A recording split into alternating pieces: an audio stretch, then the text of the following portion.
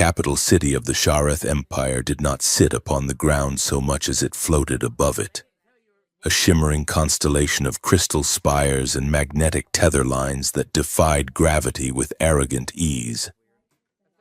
To the humans who lived in the shadow of the orbital rings, the capital was a ceiling of diamond light that blocked out the stars. To the Shareth, it was simply home, a place where architecture was grown rather than built, and where the air always smelled of ozone and crushed violets.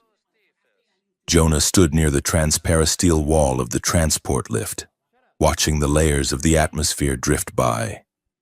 He was 32 years old, though the war had aged him into a man who looked closer to 40. His hair was beginning to gray at the temples, matching the drab, shapeless tunic that marked him as property of the state. Around his neck, the control band hummed, a low, constant vibration against his larynx that served as a reminder. One wrong word, one step outside designated zones, and the band would deliver a neural shock strong enough to drop a grown man to his knees. He had spent the last 3 years in the Dust Archives, a subterranean vault where the Empire stored the physical books of conquered civilizations. It had been quiet work, safe work. He had cataloged the poetry of dead nations and the history of burning worlds. He had thought he would die there, choking on the dust of his own culture. But this morning, the guards had come. The lift slowed, the sensation of weightlessness gripping his stomach for a brief second before the artificial gravity stabilizers kicked in. The doors hissed open. This was the Imperial Palace. The hallway beyond was vast, lined with pillars of semi-translucent quartz that pulsed with a slow, rhythmic light, like the heartbeat of a sleeping god. The floor was polished to a mirror sheen, reflecting Jonah's scuffed boots and the terrified set of his shoulders. "Move!" The guard behind him grunted, shoving Jonah forward with the butt of a phase rifle. Jonah stumbled but caught himself. He walked with his head down, eyes fixed on the floor, as was the law. He could feel the gaze of the courtiers they passed. The Shareth were tall, their limbs elongated and elegant, moving with a fluid grace that made humans look distinctively clumsy. They spoke in melodic, multi-tonal whispers, their skin pale and luminous, marked by intricate bioluminescent patterns that shifted in color depending on their status. They brought him to a chamber that overlooked the curvature of the planet below. A high-ranking official stood there, his back to the door. When he turned, Jonah saw the deep violet markings of the royal household etched across the alien's high cheekbones. "You are the linguist," the official said. It was not a question. He spoke Terran Standard with a crisp, metallic accent, as if the words tasted foul to him. "I am Jonah," Jonah replied, his voice rough from disuse. "I was a professor of linguistics before the fall." The official waved a long six-fingered hand, dismissing the title. "Your past is irrelevant. Human, your utility is all that matters. You have been requisitioned by the High House. The Princess Lyriel requires instruction." Jonah blinked. The princess? He had heard rumors of the Emperor's daughter, whispers in the prisoner barracks. They said she was the jewel of the Empire, kept sequestered in the high towers, far from the ugliness of the war. "Instruction?" Jonah asked, careful to keep his tone flat. "In what subject?" The official stepped closer, looming over him. The control band at Jonah's neck buzzed a warning heat. "She wishes to learn your primitive tongue," the official sneered, "and your history. The Emperor believes it will help her understand her inferiors. If she is to rule over the dust of your world one day, she must know how the dust thinks. You will teach her. You will be obedient. And if you bore her, or if you offend her, you will be ejected from the nearest airlock. Do you understand?" I understand, Jonah said. Good. She is waiting. The princess's private study was a marvel of engineering. It was a circular room with walls made entirely of reactive glass, currently set to display the swirling, chaotic beauty of a nebula. In the center of the room, a desk made of singing wood hovered a few inches off the floor, and behind it sat Lyriel. Jonah had expected a monster. The propaganda videos always showed the royal family as cold, unfeeling statues of power. But the creature sitting at the desk was disconcertingly alive. She looked to be in her early 20s by human reckoning, though he knew Shareth physiology aged differently. Her skin was the color of moonlight on snow, flawless and radiating a faint inner light. Her eyes were large, entirely silver, with no pupils, swirling like liquid mercury. But the most striking thing was her hair. It was white, woven with strands of gold, and it defied gravity completely. The braids drifted in the air around her head like seaweed in a gentle current, reacting to the micro-expressions on her face. She was tapping a stylus against the floating desk, looking utterly bored. "Enter," she said. Her voice was lighter than the officials, musical and resonant, like a flute played in a cavern. She spoke in high Shareth. Jonah stepped across the threshold. He bowed low, as per protocol, and waited. "You may rise, servant," she said, switching to a broken, heavily accented Terran. "I am told you possess words." Jonah straightened. He adjusted his gray tunic, feeling painfully aware of how drab he looked against the splendor of the room. "I know many words." "Highness," he said softly. "Which ones would you like to hear?" Lyriel leaned forward, her silver eyes narrowing. The floating braids around her head sharpened, twitching like the tail of a cat. "I am told humans were warriors," she said, her Terran clumsy but intelligible. "But you look small, fragile. Your skin is dull, like dried mud." Jonah felt a spark of irritation. It was a dangerous emotion for a servant, but he was tired, and the view of the nebula was making him dizzy. "We are made of carbon and water." "Highness," Jonah said, keeping his face impassive. "We do not glow. We tend to focus our energy on surviving rather than shining." Lyriel paused. Her stylus stopped tapping. The silver in her eyes shifted, darkening slightly. "You are insolent," she said. "I could have you punished." "You could?" Jonah agreed. "But then you would have to find another linguist, and I am told my dialect is particularly pure." For a long moment, silence stretched between them. Jonah held his breath, wondering if he had just signed his own death warrant. Then, slowly, the corner of Lyriel's mouth quirked upward. "Sit," she commanded, pointing to a low stool opposite her desk. "If you are to be my teacher, do not stand there like a statue. It makes my neck hurt to look up at you." Jonah sat. That first hour was an exercise in frustration. Lyriel treated the lesson like a game, mocking the guttural sounds of Terran Standard, purposely mispronouncing words to see if Jonah would correct her. "Say victory," she commanded. "Victory," Jonah said. "Victory," she mimicked, elongating the vowels until the word sounded ridiculous. A strange word for a species that lost everything in 3 days. "It took us 4 days to surrender." "Highness," Jonah corrected, his voice dry. Lyriel laughed. It was a bright, startling sound. "4 days. Impressive. Tell me, teacher, did you fight?" "I was a scholar," Jonah said. "I fought with arguments. They proved ineffective against plasma bombardments." She looked at him then, really looked at him, her silver eyes losing their mockery for a split second. "You are funny," she said, returning to high Shareth. "My attendants are not funny. They are terrified. You are terrified too." I can smell the cortisol in your sweat, but you hide it behind words. I like that. She pushed a data slate toward him. Teach me a poem, she said. Something sad. I want to know what defeat tastes like. Weeks turned into months. The lessons fell into a rhythm.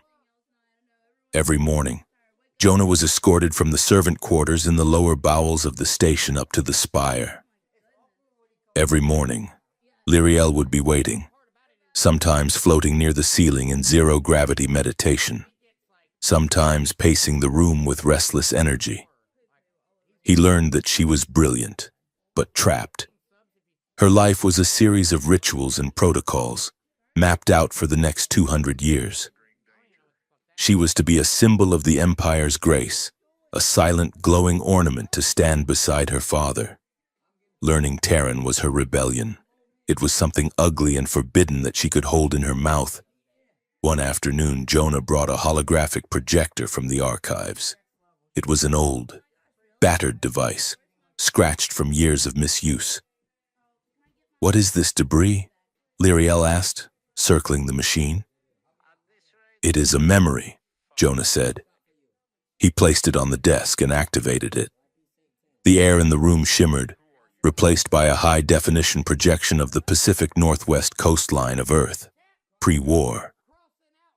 Towering green pines swayed in a wind that no longer existed. Gray waves crashed against jagged black rocks. The sound of rain, soft, relentless rain, filled the crystal chamber. Lyriel went still. Her floating hair settled, drifting gently around her shoulders like a veil.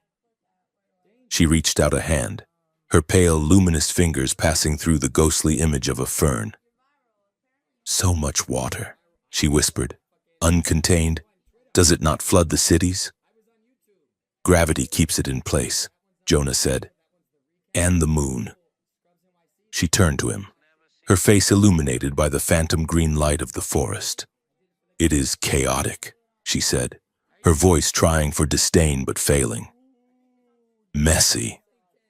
Plants growing over other plants, rocks falling where they please." "It is alive," Jonah said. "It was wild, not like the gardens here where every leaf is catalogued." Lyriel looked back at the ocean. "I have never seen an ocean that was not behind glass." She sat on the floor, right in the middle of the hologram, letting the fake rain fall through her. Jonah watched her. For a moment, she did not look like a princess of the galaxy's most terrifying empire. She looked like a lonely girl sitting in a ghost story.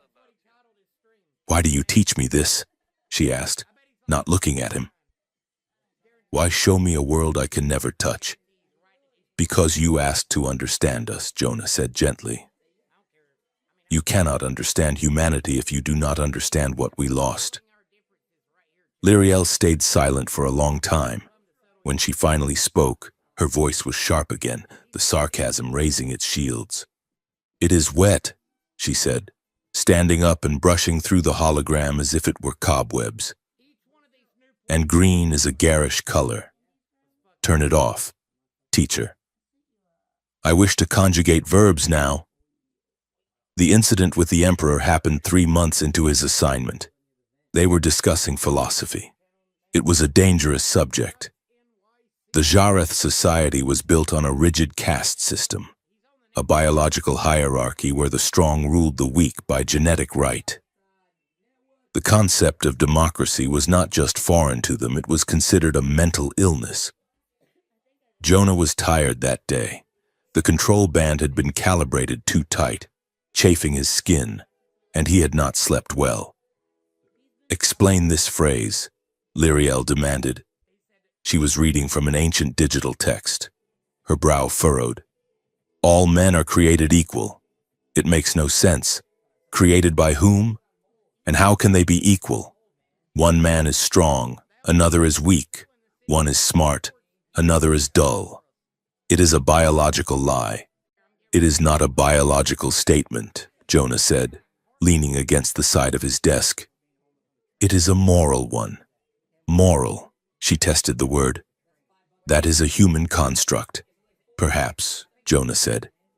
But the idea is that every mind, every soul, if you believe in such things, has an inherent value. That the emperor and the servant are equal in their right to exist, to seek happiness.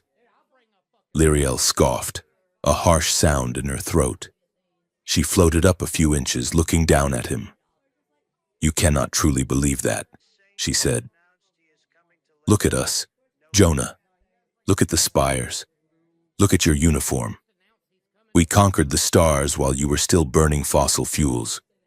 We are not equal. Power proves worth.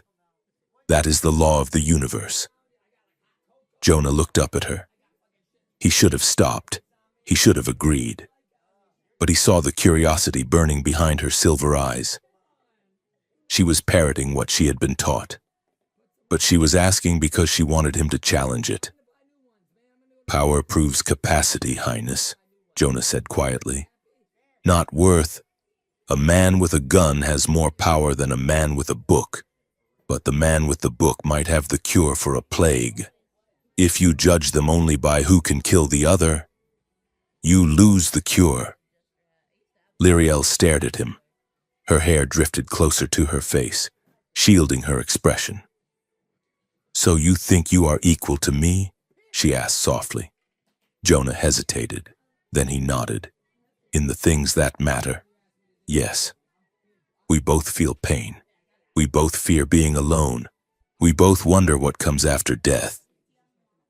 In the dark, Highness, your bioluminescence might make you shine, but we both bleed the same way.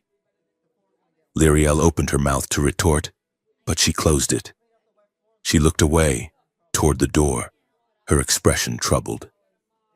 That is enough for today, she said abruptly. You are dismissed.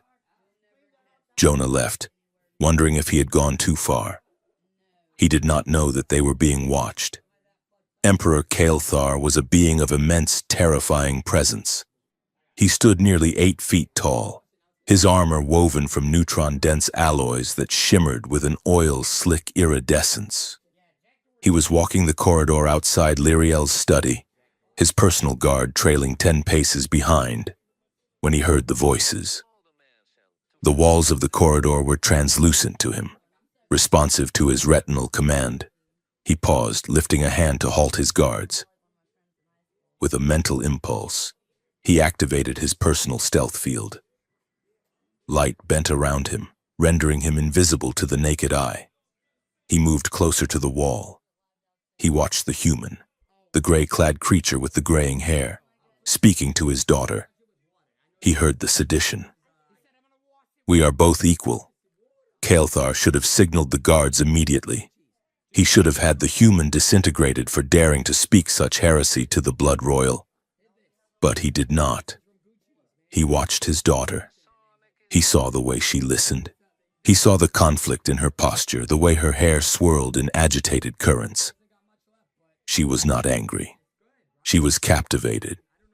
He watched the next day, and the day after that, he became a ghost in his own palace, observing the strange alchemy occurring in the classroom. The breaking point came a week later. Lyriel was struggling with a calligraphy exercise. Jonah had taught her the cursive script of Old Terran, a flowing, looping style that required patience and a steady hand, traits Lyriel lacked. Shareth writing was angular, instantaneous, telepathic. This physical act of dragging ink across paper frustrated her. She made a mistake on the word compassion. The ink blotted, ruining the page. Lyriel let out a hiss of rage. She slammed her hand down on the desk, the impact sending the ink pot vibrating. It is stupid, she shouted in Terran, reverting to her native tongue for the curse words. Why must I learn this primitive scratching? It is useless. I am a princess of the eternal throne. I do not write with ink like a scribe. She stood up, her chair flying back. She paced the room, her bioluminescence flaring a bright, angry violet. Jonah remained seated. He did not flinch. He waited until she stopped pacing. It is not about the ink. Lyriel, he said. He omitted her title. It was the first time he had done so. She stopped. She turned to him, her chest heaving. What did you say?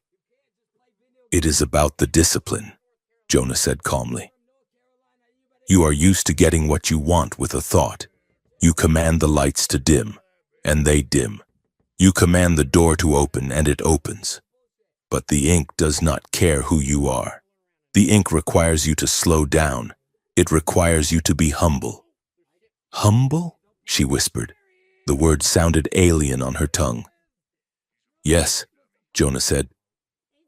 You cannot force the letters. You have to guide them. Lyriel stared at the ruined paper. She looked at her hands, hands that could manipulate gravity fields, hands that held the codes to orbital bombardment cannons. She looked at Jonah. He sat there, patient, expecting nothing, fearing nothing. He was the only person in her life who did not fear her. He was the only person who told her no. The anger drained out of her, replaced by a sudden, overwhelming wave of clarity. She felt ashamed, not of the mistake, but of her reaction to it. She realized, with a shock that rocked her to her core, that the human was right. She was a child throwing a tantrum in front of a man who had lost his entire world and yet sat with dignity. Lyriel moved. She did not float. She walked, her bare feet touching the cold floor. She rounded the desk. Jonah looked up, unsure of what was happening. He started to stand. No, she said softly. Stay. She stopped in front of him. The air in the room seemed to hold its breath. Then, Princess Lyriel, daughter of the Star King, heir to the Crystal Spire, did the unthinkable. She bent her knees. She lowered herself until she was eye level with the seated servant. Then she went lower. She knelt on the hard floor, her gown of woven light pooling around her. She reached out and took Jonah's hand. Her skin was cool, vibrating with a faint energy. His hand was warm, rough, scarred.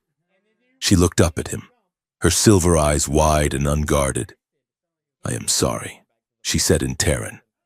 Her accent was gone. The words were clear. Please, she whispered, squeezing his hand. Teach me again.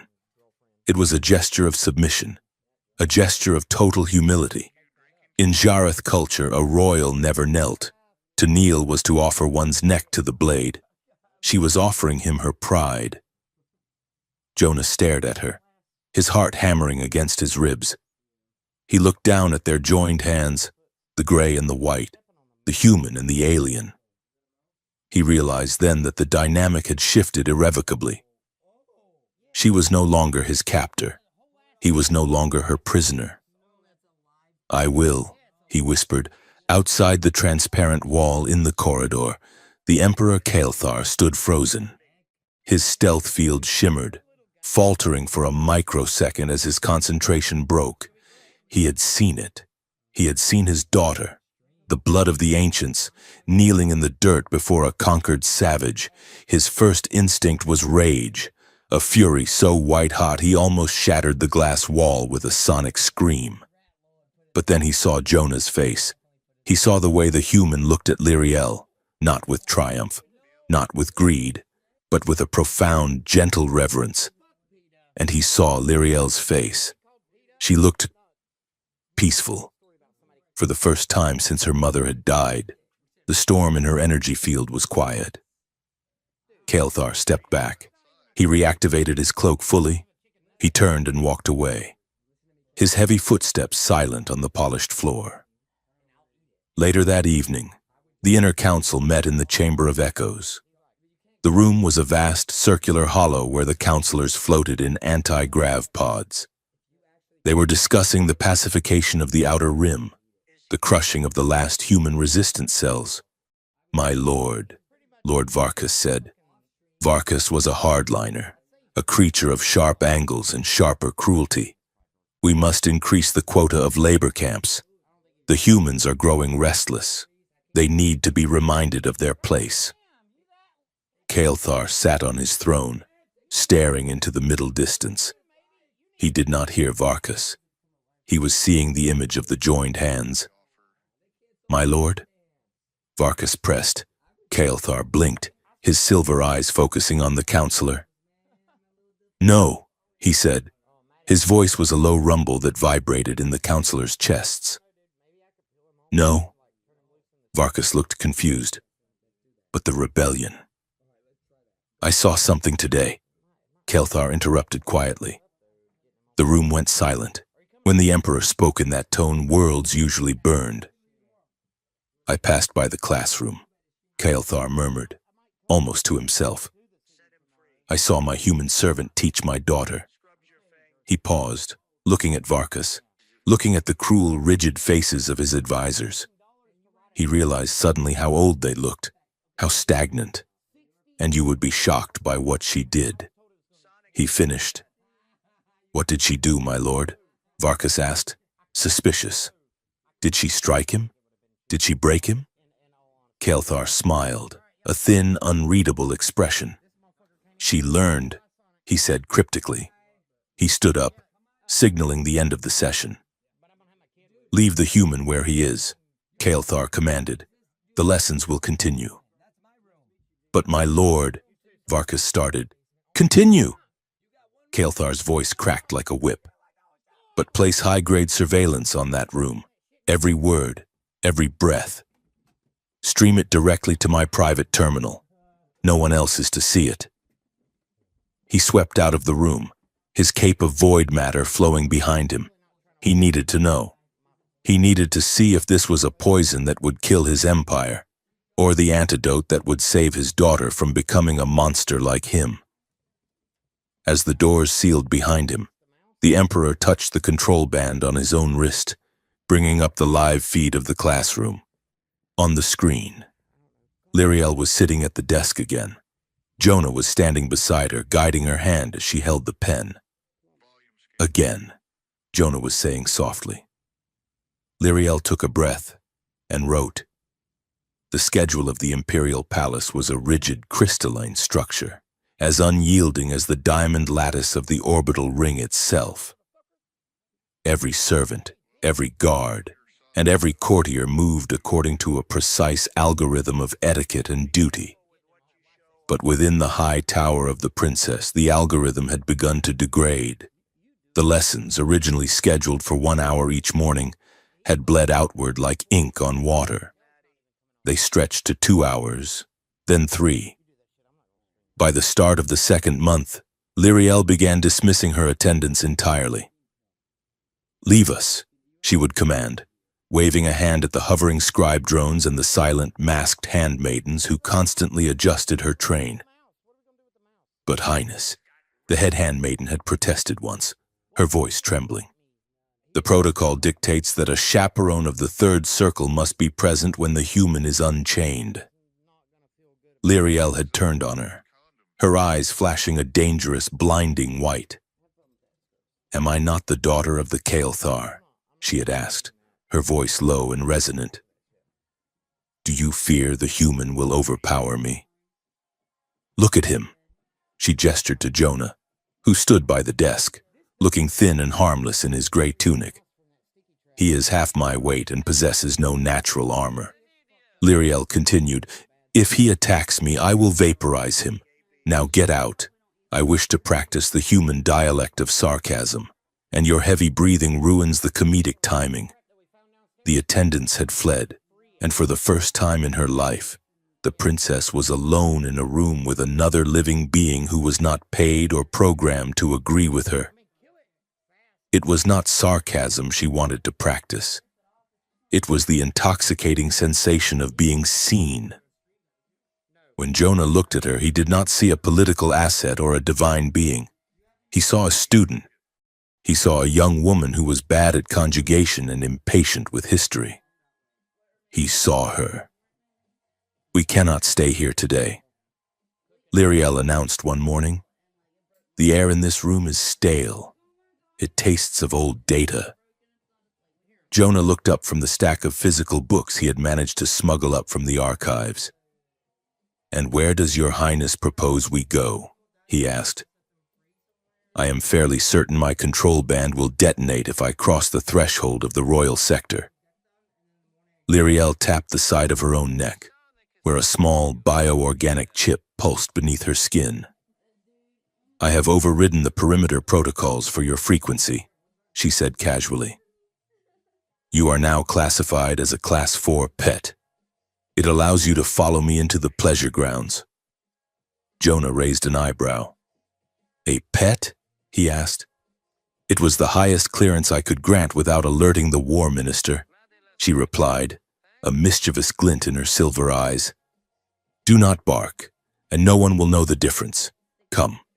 She led him out of the tower and into the heart of the palace's most exclusive sanctuary, the zero-gravity gardens.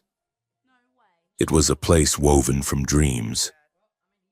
The garden was a massive, spherical biodome suspended in the center of the palace structure, completely cut off from the artificial gravity grid.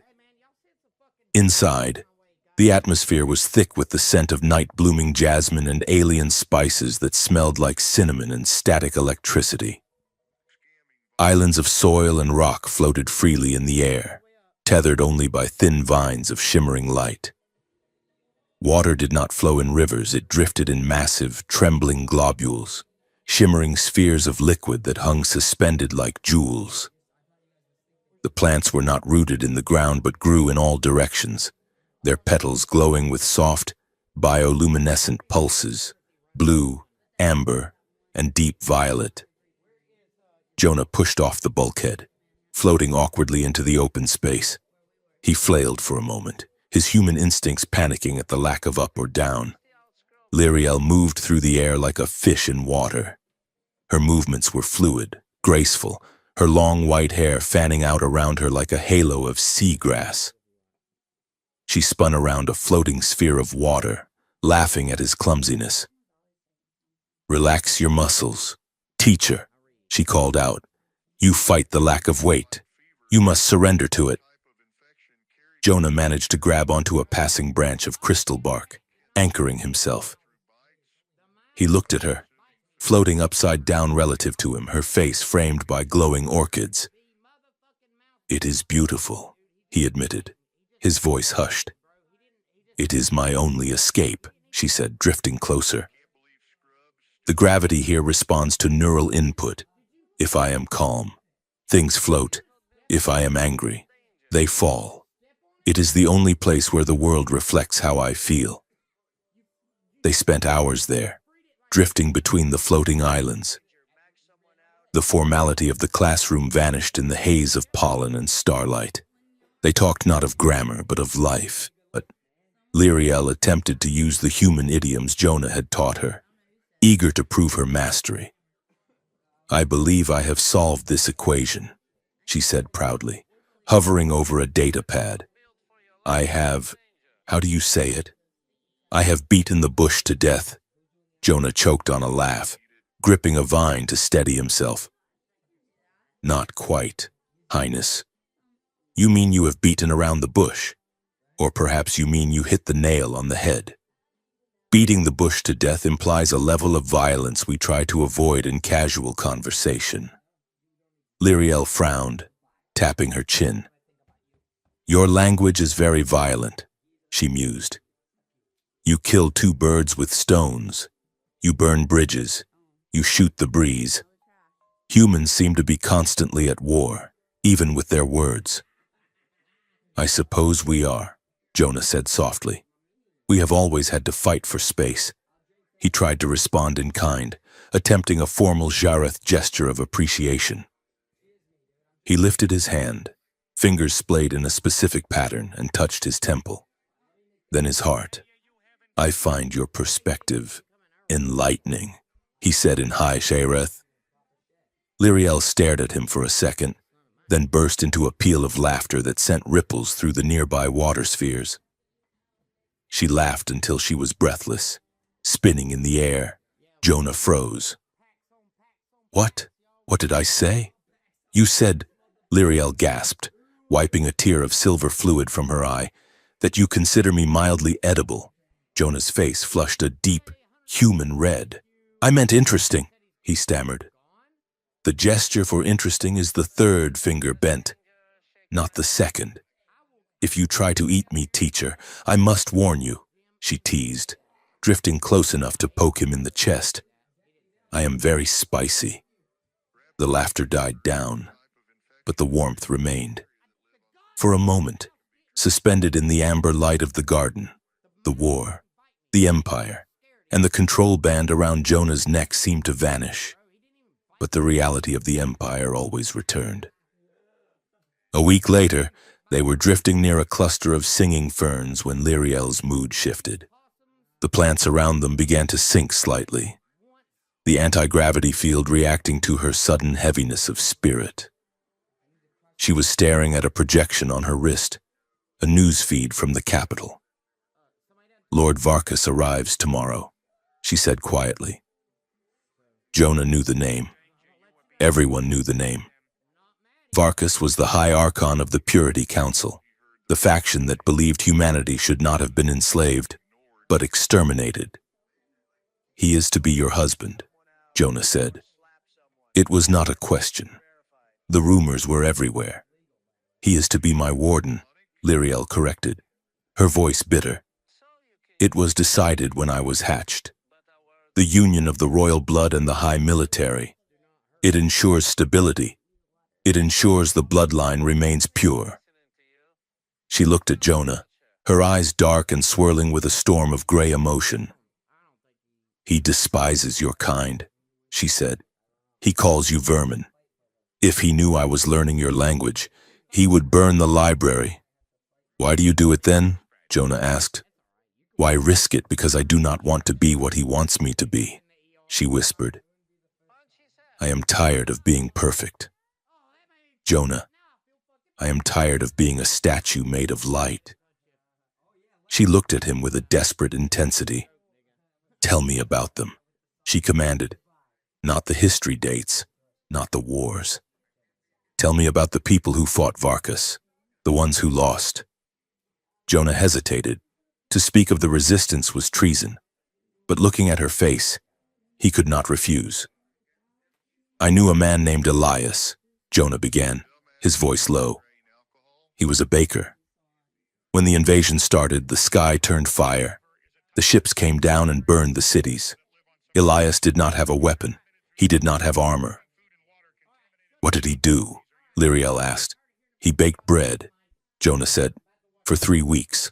While the city fell around him, he kept his ovens running. He fed anyone who came to his door. Soldiers, children, refugees.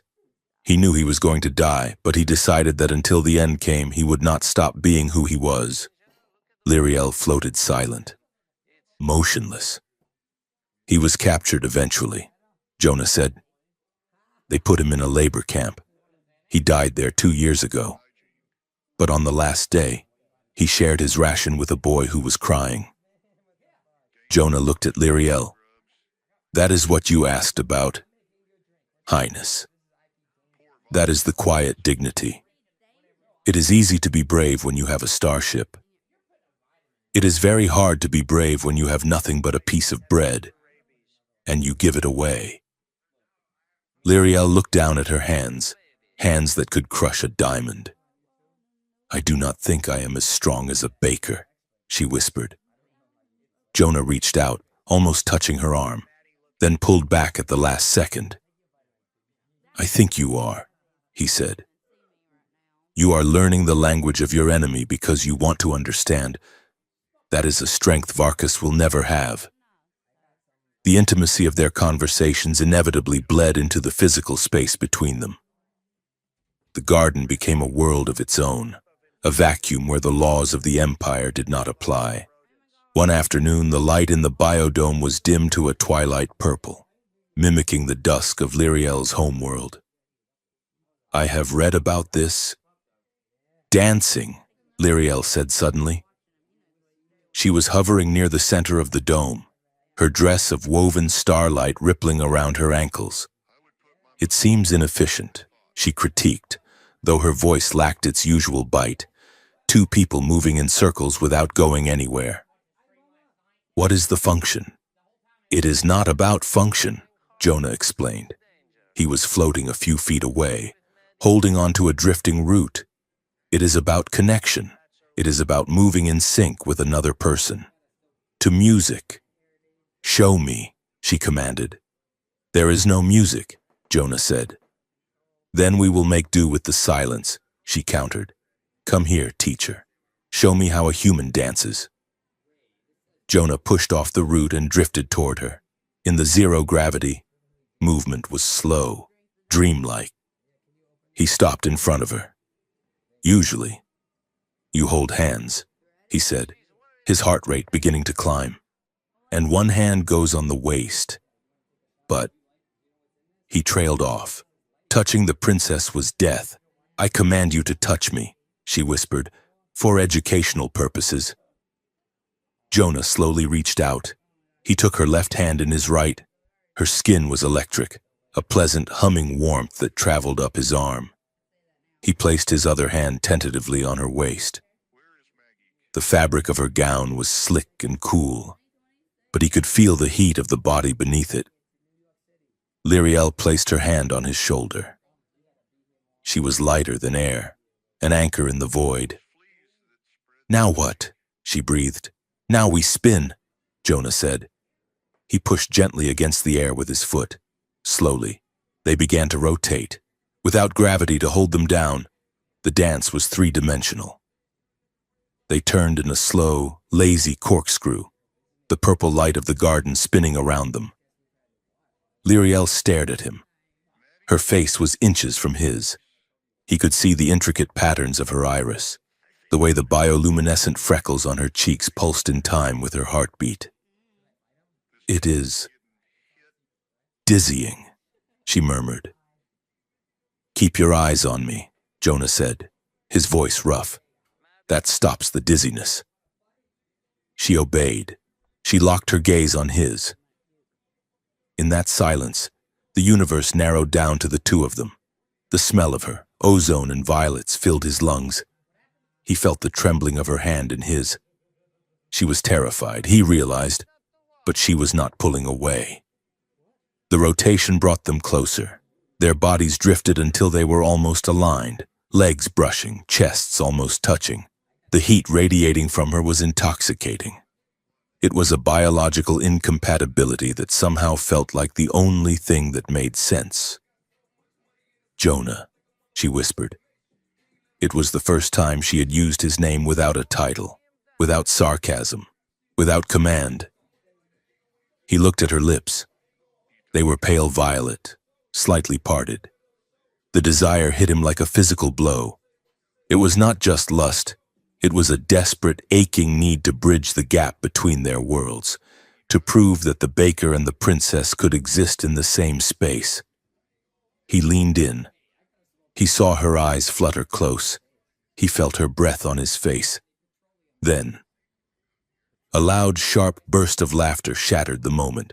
Lyriel jerked back, pushing off his chest with enough force to send him spinning backward into a cluster of floating moss. She was laughing, but it was a manic, high-pitched sound. It is ridiculous, she cried, her voice too loud, too bright, spinning in circles. You humans are absurd. She covered her mouth, her eyes wide with panic. She was shaking. She had seen the edge of the cliff, and she had almost jumped.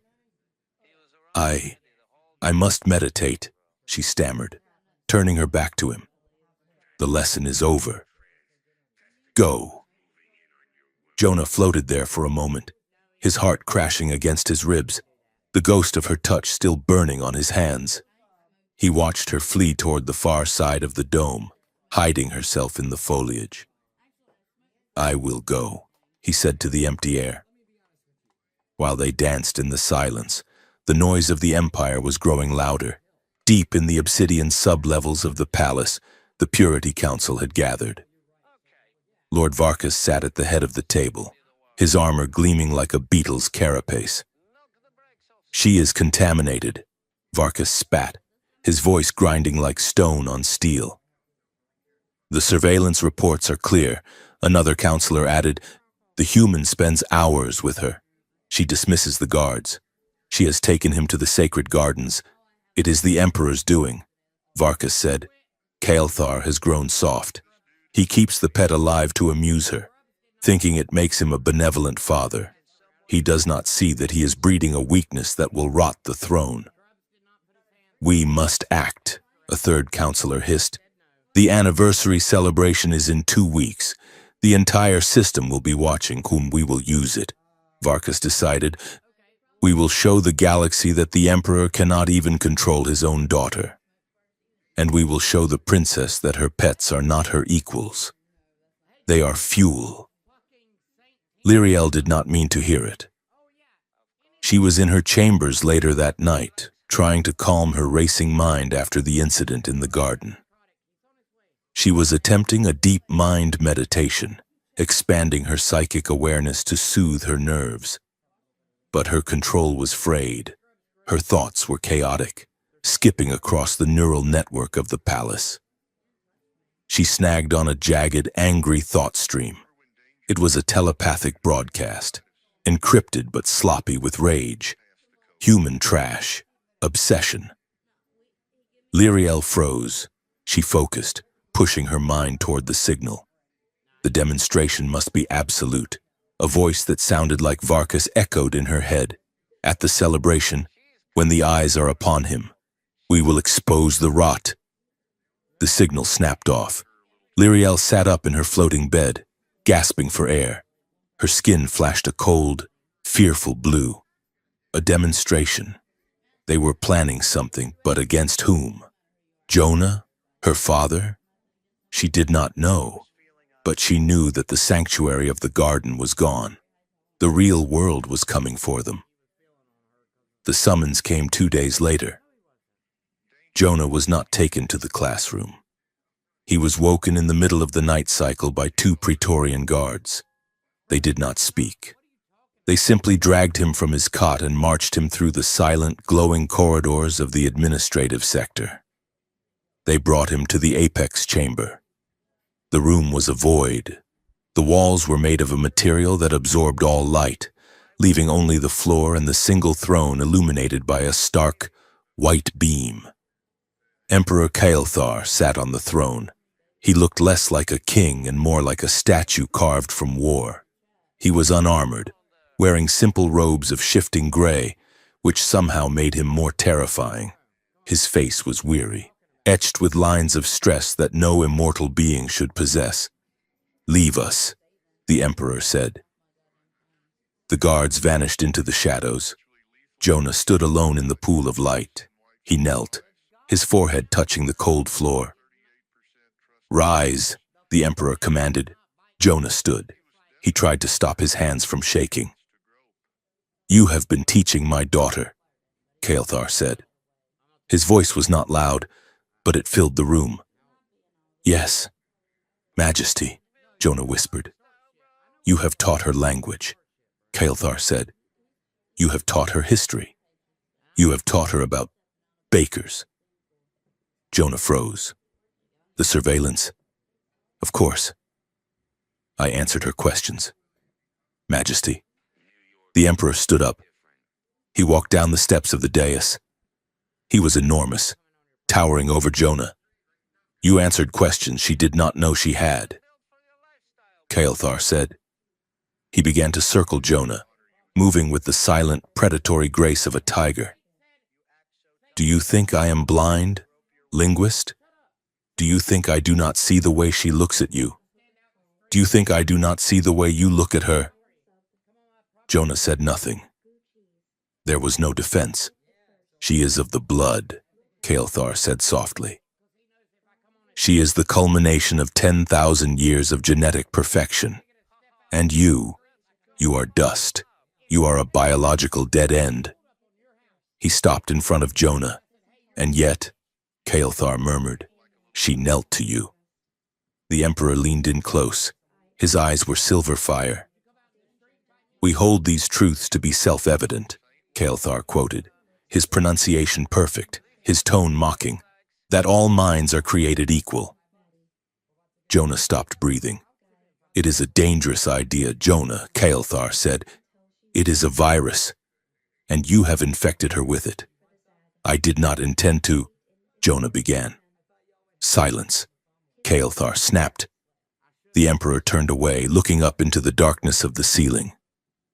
"My council wants you dead," the Emperor said. "Varkas wants to flay you alive and hang your skin from the spire. They say you have corrupted her." He turned back to Jonah. "But I know my daughter. She was not corrupted. She was lonely. And you were kind." Kael'thar walked back to the throne but did not sit. He stood with his hand on the armrest, looking suddenly very old. "I should kill you," Kael'thar said matter-of-factly. "It would solve a great many problems. But if I kill you, she will hate me. And I have enough enemies." He pointed a finger at Jonah. "Listen to me, human. You are waking something up in her. Something ancient. Something powerful. If you cannot control it, it will consume you both." The Emperor's voice dropped to a whisper that chilled Jonah's blood. "The celebration is coming. Varkas is moving pieces on the board. If you step out of line, if you embarrass her, if you make her vulnerable, I will not need Varkas. I will unmake you myself. Go." The guards reappeared from the shadows, grabbing Jonah by the arms. As they dragged him away, Jonah looked back. The Emperor was still standing in the pool of light, a lonely figure in the dark, watching the door. Jonah was thrown back into his cell in the servant quarters. He sat on the edge of his cot, his body shaking, his mind reeling. He had thought they were playing a game in the garden. He had thought they were stealing moments of peace. But the Emperor was right. They weren't just dancing. They were lighting a fuse. He touched his lips, remembering the heat of her face, the almost kiss. He loved her. The realization was not a comfort. It was a sentence. He loved the daughter of the monster who had enslaved his world, and that love was going to destroy them both. The Celestialarium was not merely a room. It was a simulation of the universe itself, contained within a dome of transparent hyperglass 5 miles wide. Tonight, for the Imperial Anniversary celebration, the dome had been tuned to display the chaotic, swirling majesty of the galactic core. Above the heads of the guests, holographic nebulas birthed stars in real time, exploding in silent, violent blooms of violet and gold.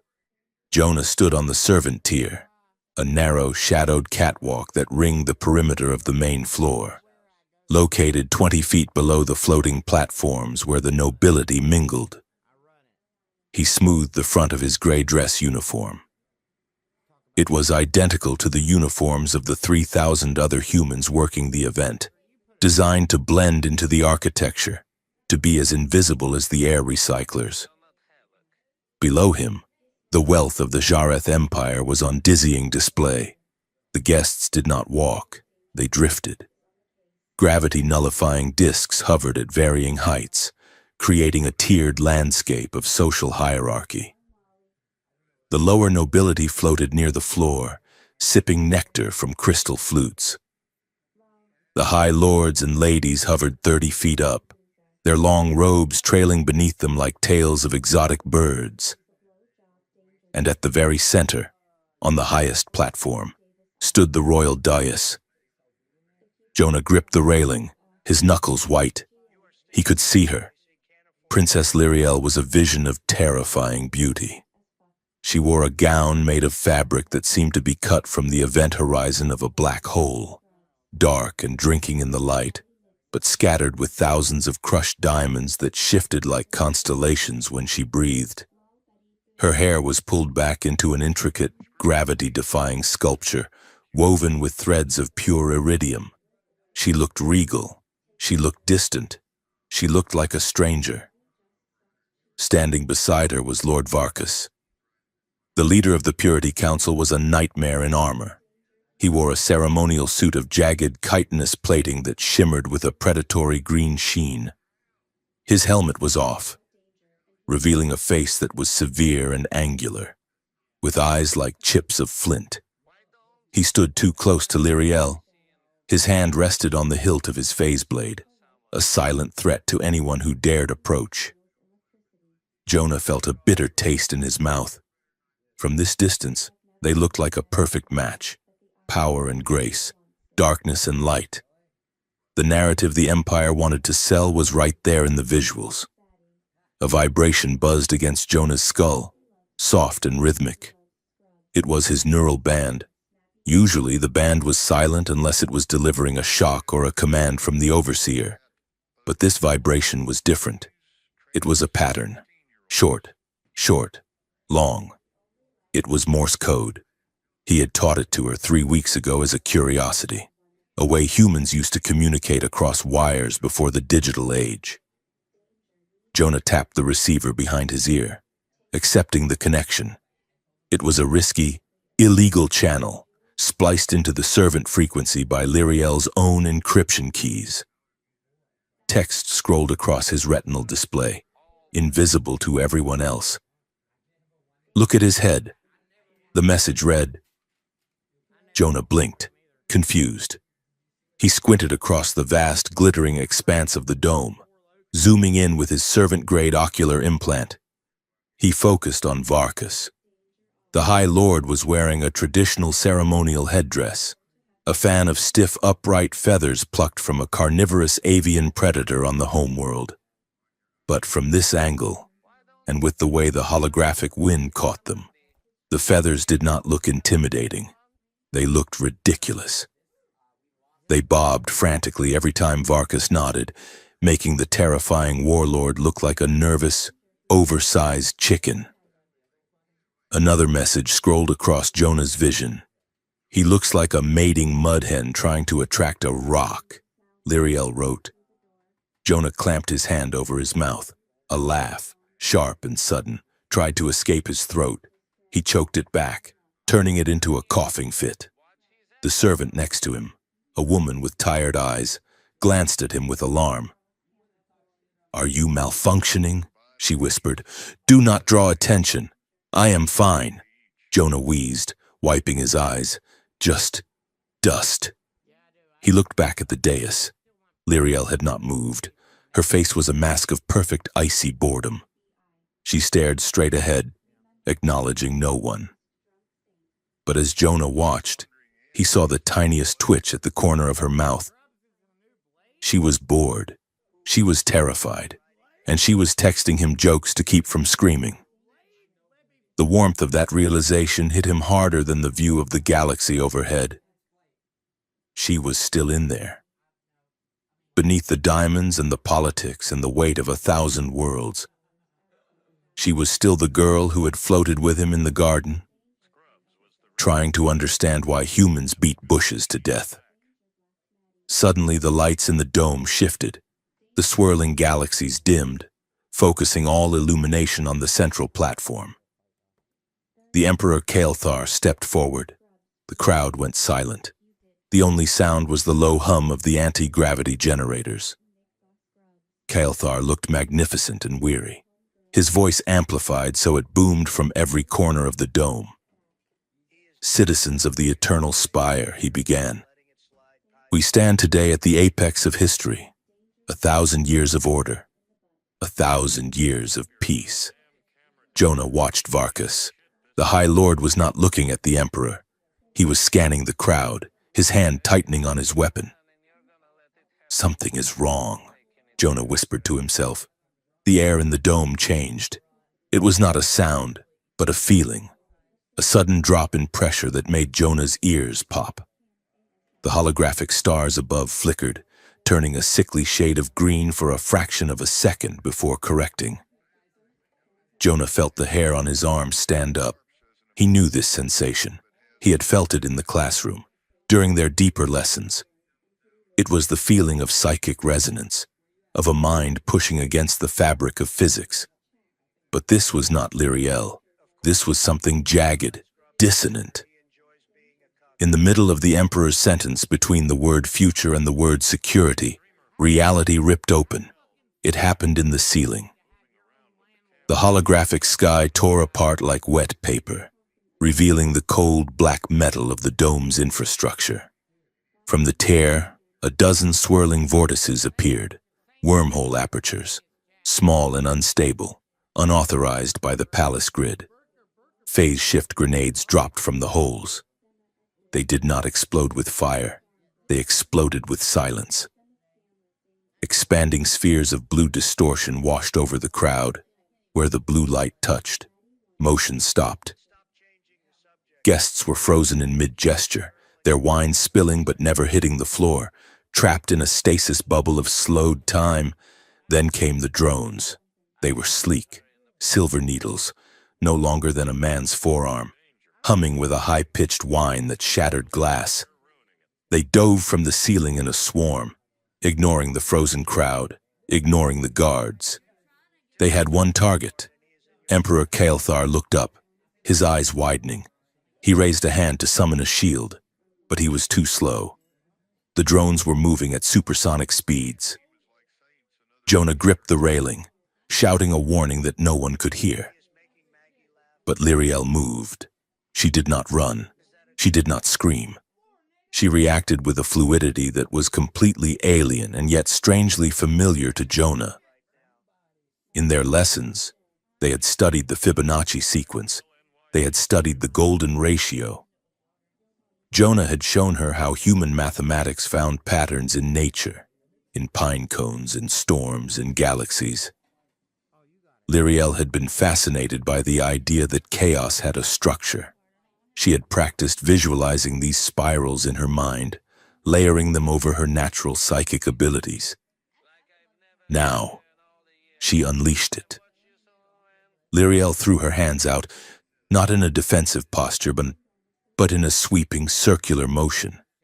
Her bioluminescent markings flared so bright they blinded the cameras. She did not throw energy. She threw a formula. She grabbed the fabric of space-time around her father and twisted it, applying a recursive geometric distortion. The air around the dais buckled. The image of the Emperor seemed to slide sideways like a reflection in a funhouse mirror. The drones struck, but they struck when he was not where he was. They passed harmlessly through the space where Kael'thar stood, burying themselves in the crystal floor of the dais. The explosion was deafening. Shards of diamond shrapnel sprayed outward, pinging off Varkus's armor. The Emperor stumbled, unharmed but shaken, as the time shunt collapsed and reality snapped back into place. Silence descended on the dome. It was a heavy, suffocating silence. Every eye turned to Lyriel. She stood breathing hard, her hands still glowing with fading geometric runes, golden spirals of light that hung in the air for a second before dissolving. Temporal phase manipulation. The whisper ran through the crowd like a virus. It was a forbidden art. It was a power that had been culled from the bloodline centuries ago because it was too dangerous, too unstable. It was the power to rewrite the present. Jonah stared, his heart pounding. She had done it. She had used the human math he taught her to focus her chaotic power into a precision instrument. But Varkus recovered first.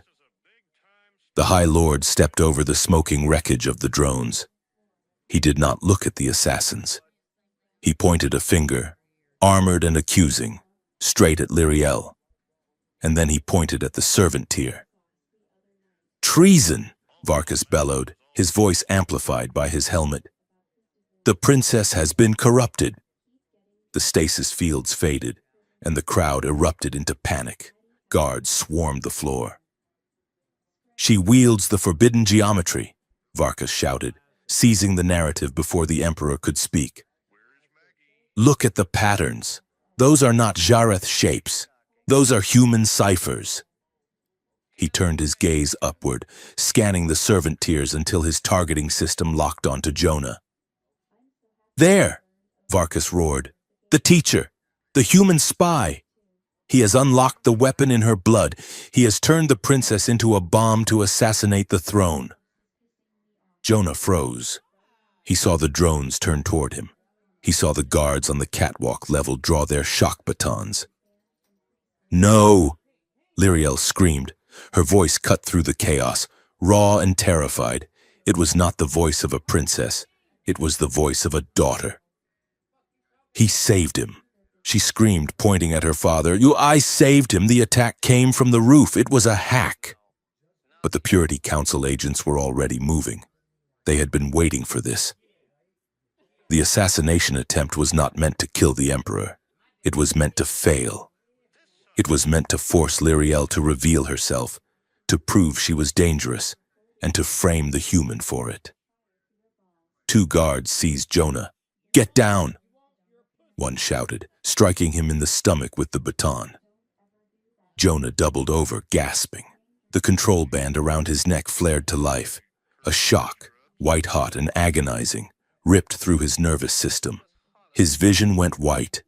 He fell to the metal grating, his limbs seizing. "Jonah!" Lyriel cried out. She took a step toward the edge of the dais, looking ready to jump, ready to fly to him. "Stop!" Kael'thar commanded. The Emperor grabbed his daughter's arm. His grip was iron. "Let me go." Lyriel struggled, her dignity forgotten. "They are hurting him." "Father, stop them. He is innocent." Her scream echoed through the dome, amplified by the acoustics. "He is innocent." It was too personal. It was too desperate. The entire court watched, horrified. The princess was not commanding her army. She was begging for her pet. Varkas smiled beneath his helmet. It was done. The connection was exposed. "Take the human to the containment cells," Varkas ordered. "Isolate him. He has psychically compromised the air." Jonah was dragged to his feet. His legs wouldn't work. The shock collar pulsed again, a lower setting now, just enough to keep him compliant and in agony.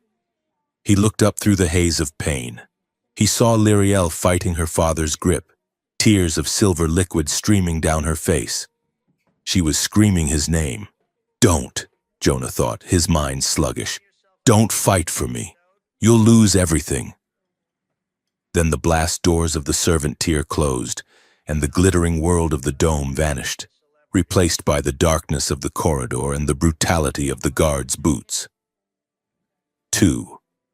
The royal antechamber was silent, save for the ragged breathing of the princess. Kael'thar paced the room. He had dismissed the guards. He had dismissed Varkas. It was just him and his daughter. Lyriel stood in the center of the room, her starlight gown torn at the hem, her hair unraveling. Her markings were flaring in chaotic bursts of red and violet, signaling extreme distress. "It was a setup," Lyriel hissed. Her voice was shaking, but her eyes were clear. Varkas planned it. The drones came from the maintenance shafts. Those require codes that only the High Council possesses. "I know," Kael'thar said softly. Lyriel froze. She stared at her father. "You know?" "I suspected," Kael'thar corrected.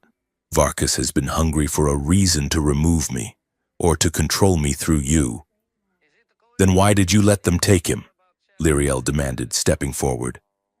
"Why did you let them drag Jonah away like a criminal? He taught me the focus I used to save your life. Without his lessons, the time shunt would have ripped you apart." "Because—" "Lyriel!" Kael'thar shouted, spinning to face her.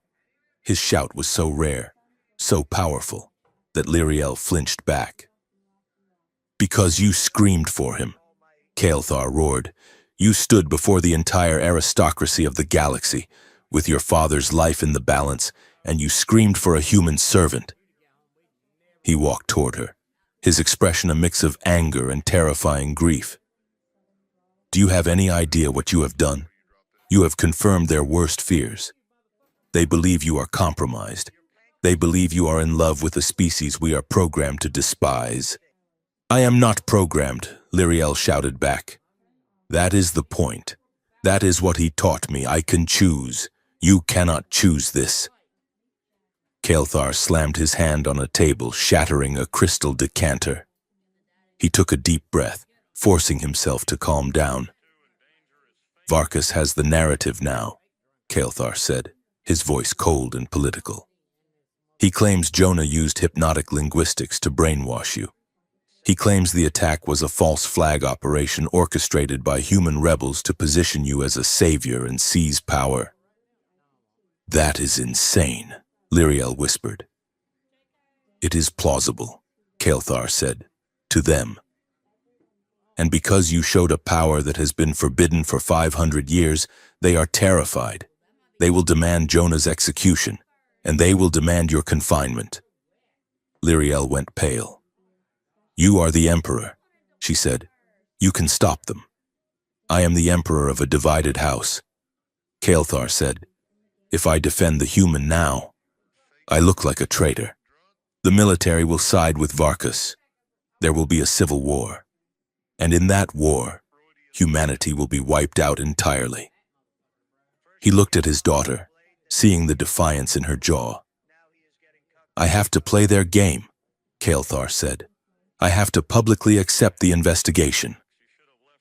Lyriel grabbed his arm. Please, she begged, her voice breaking. Please do not let them kill him. I cannot lose him. Father, I cannot. Kael'thar looked at her hand on his arm. He saw the truth of it then. It wasn't just a crush. It wasn't just rebellion, and it was the kind of bond that toppled dynasties. He placed his hand over hers. I have moved him, Kael'thar said quietly. What? He is not in the public containment block, the Emperor whispered.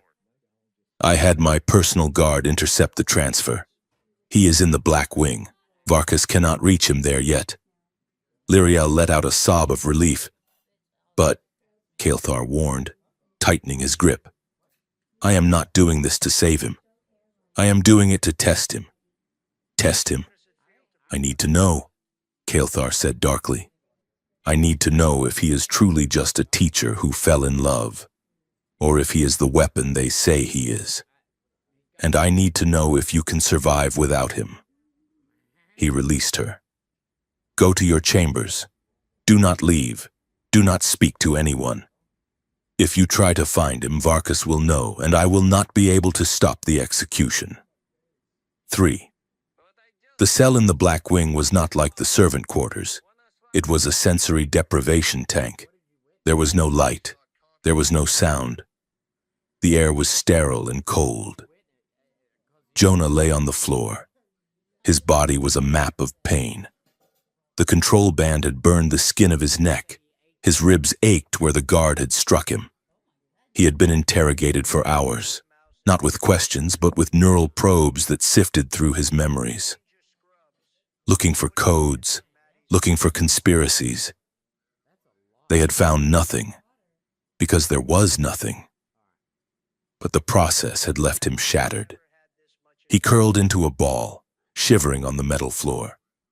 It would be so easy to give up. He could just stop fighting.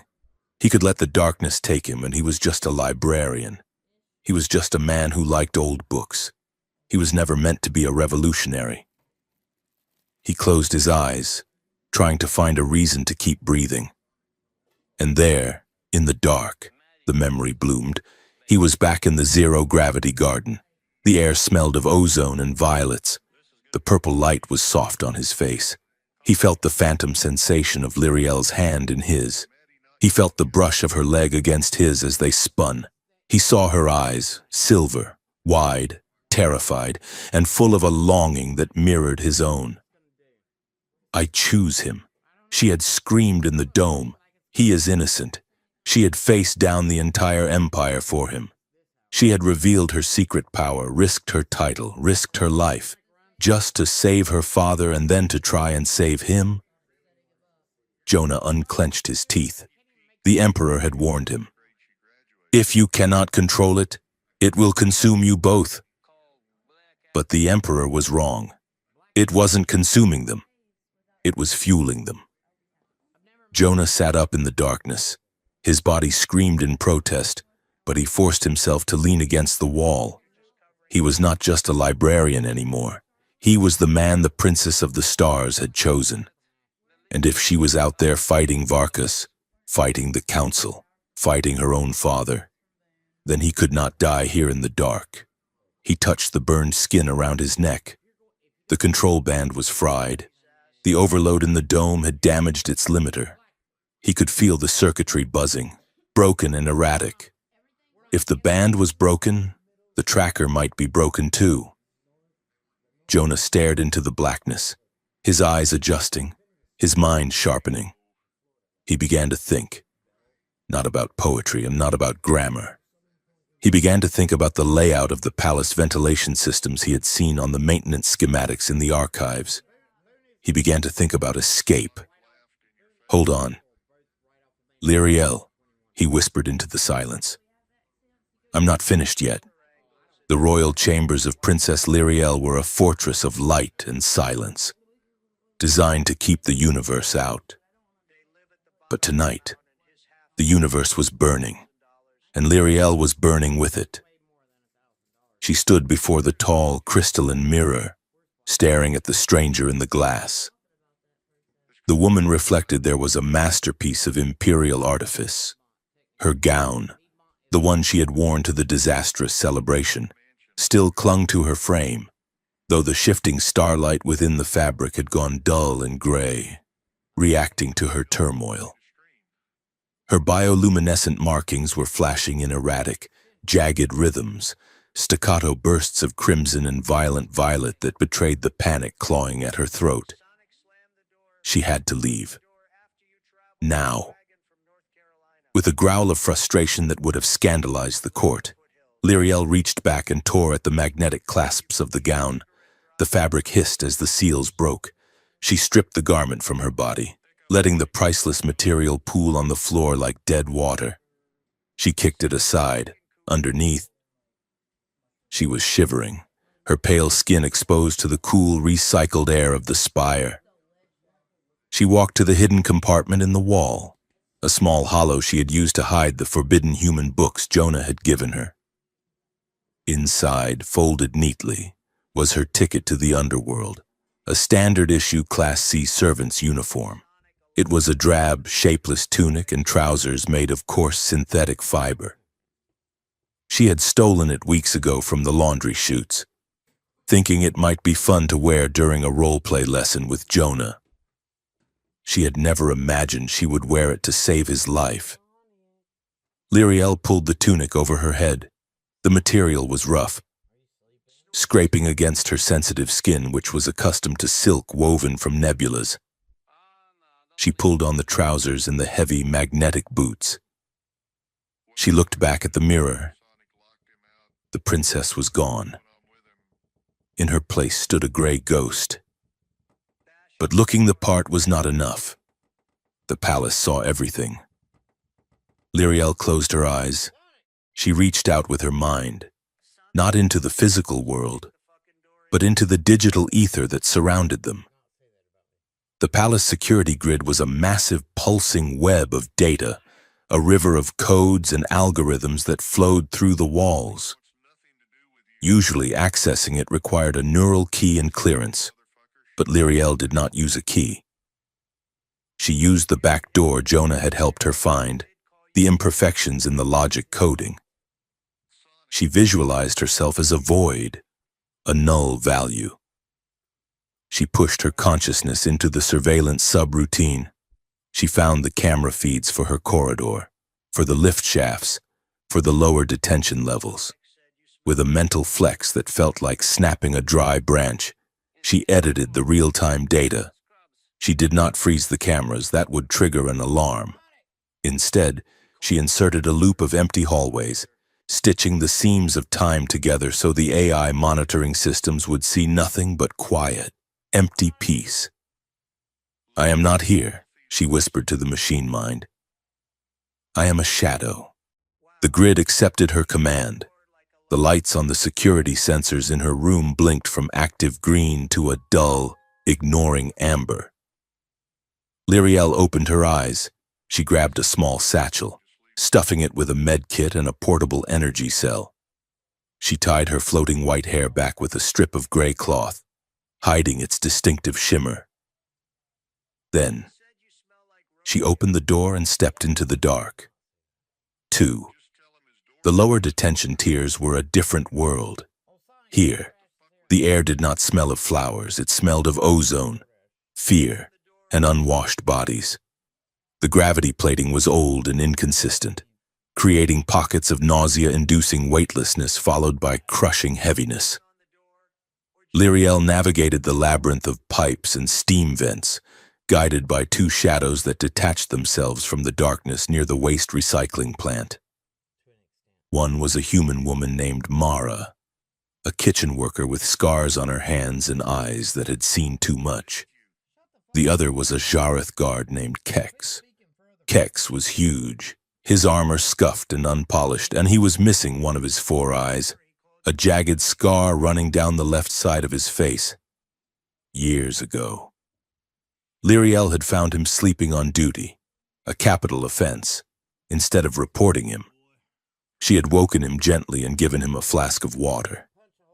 He had never forgotten. "Highness," Kex rumbled, his voice a subsonic vibration. "You should not be here. The Purity Council has the kill squad sweeping the upper levels. That is why I am in the lower levels," Lyriel whispered. "Where is he?" "Blackwing," Mara said, her voice rough. "Section 4. It is bad, Princess. They have the energy field cycled to lethal frequencies." Lyriel adjusted the collar of her tunic, scratching at her neck. "This fabric is torture," she hissed, pulling at the rough weave. "It feels like I am wearing a carpet made of glass shards. How do you survive in this?" "We callous over," Mara said dryly.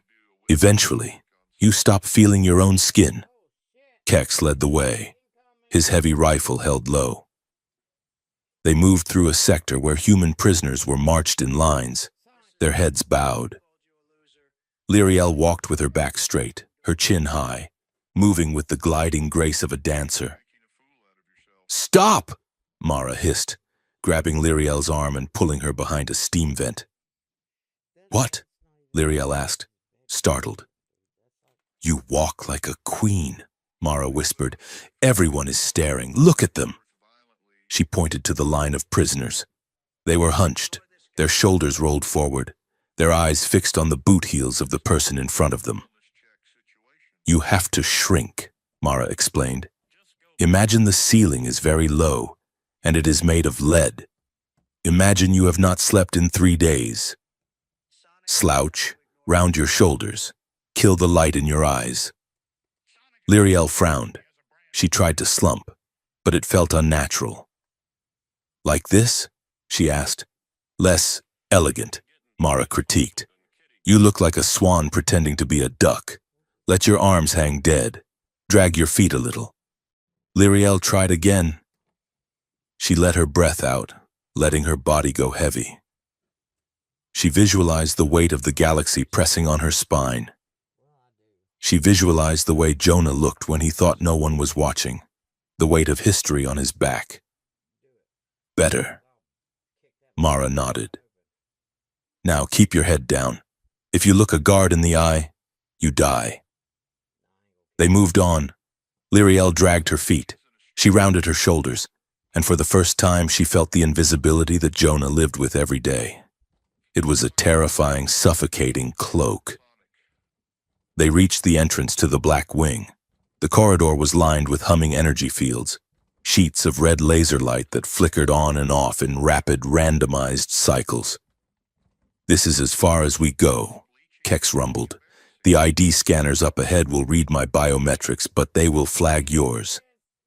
"Thank you," Lyriel said. She reached out and touched Kex's armored hand. "Go," Kex said, looking away, ashamed and grateful. Mara handed Lyriel a small, rusted piece of metal, a shank made from a spoon handle. "Just in case," Mara said. Lyriel took it. She felt the weight of the crude weapon. It was the most honest thing she had ever held. She stepped into the corridor alone. 3. The door to cell 419 was blocked by a kinetic barrier that cycled faster than the human eye could track. It was a blur of lethal energy, designed to vaporize anything that tried to pass without the proper code. Lyriel stood before it. She could feel Jonah inside. She could feel his pain resonating in her mind like a discordant note on a violin. She did not have the code, but she had the math. She closed her eyes and listened to the hum of the barrier. Buzz. Click. Buzz. Click. It was a sequence. Fast but finite. She took a deep breath, centering herself. She reached for the power she had used in the dome, the cold, hard geometry of the universe. She visualized the time stream flowing around the barrier. Slow, she commanded. She pushed her will against the air. The humming sound deepened, dropping in pitch. The blur of the barrier began to separate into distinct flickers. The red light became viscous, moving like syrup. Lyriel stepped forward. The sensation was nauseating. As she entered the field of her own influence, the world smeared. The light from the ceiling stretched into long, glowing ribbons. The sound of her own heartbeat slowed to a heavy, tectonic thud. She saw the gap in the energy cycle, a window of safety that usually lasted for a millisecond. She stepped through it. It felt like walking through water. The air resisted her. Her own body felt sluggish, out of sync with her mind. Then, she was through. She released the hold. Behind her, the barrier snapped back into its frenzied whine, the sound pitching up like a scream. Lyriel fell to her knees, gasping. The time manipulation left a metallic taste in her mouth. She looked up. The cell was dark, but her eyes adjusted instantly to the gloom. Jonah was slumped in the corner. He was a mess. His gray uniform was torn and stained with dark blood. His face was swollen, one eye sealed shut by a bruise the color of a thunderhead. His hands were shackled to the floor. Jonah, she breathed. He lifted his head. He squinted at her with his good eye, trying to focus. You look terrible, he croaked. His voice was broken, dry as dust. Lyriel scrambled across the floor. She did not care about the dirt. She did not care about dignity. She threw her arms around him, burying her face in his neck. I am sorry, she sobbed. I am so sorry, Jonah hissed in pain as she touched his bruised ribs. But he did not push her away. He leaned into her, resting his chin on her shoulder. You are wearing gray, he whispered, touching the rough fabric of her tunic. It does not suit you. It clashes with your aura. Lyriel laughed, a wet, choked sound. She pulled back, cupping his battered face in her hands. Her fingers glowed softly, casting a pale light on his injuries. You are trying to be funny, she said, tears streaming down her face. You are bleeding, and you are making fashion critiques. It is how I cope, Jonah murmured. If I stop joking, I might start screaming. Lyriel looked at his lips. They were split and dry. She leaned in, her forehead almost touching his. The air between them crackled with static. The smell of him, sweat and blood and soap, was overwhelming. It was the smell of life. I thought they had killed you, she whispered. When the door closed, I thought I would never see you again. I am hard to kill, Jonah said softly. I am very stubborn. He looked at her mouth. The distance between them was nothing. A breath. Kiss me, he whispered. Lyriel froze. She wanted to. Every cell in her body screamed for it, but she pulled back, shaking her head, her hands gripping his shoulders.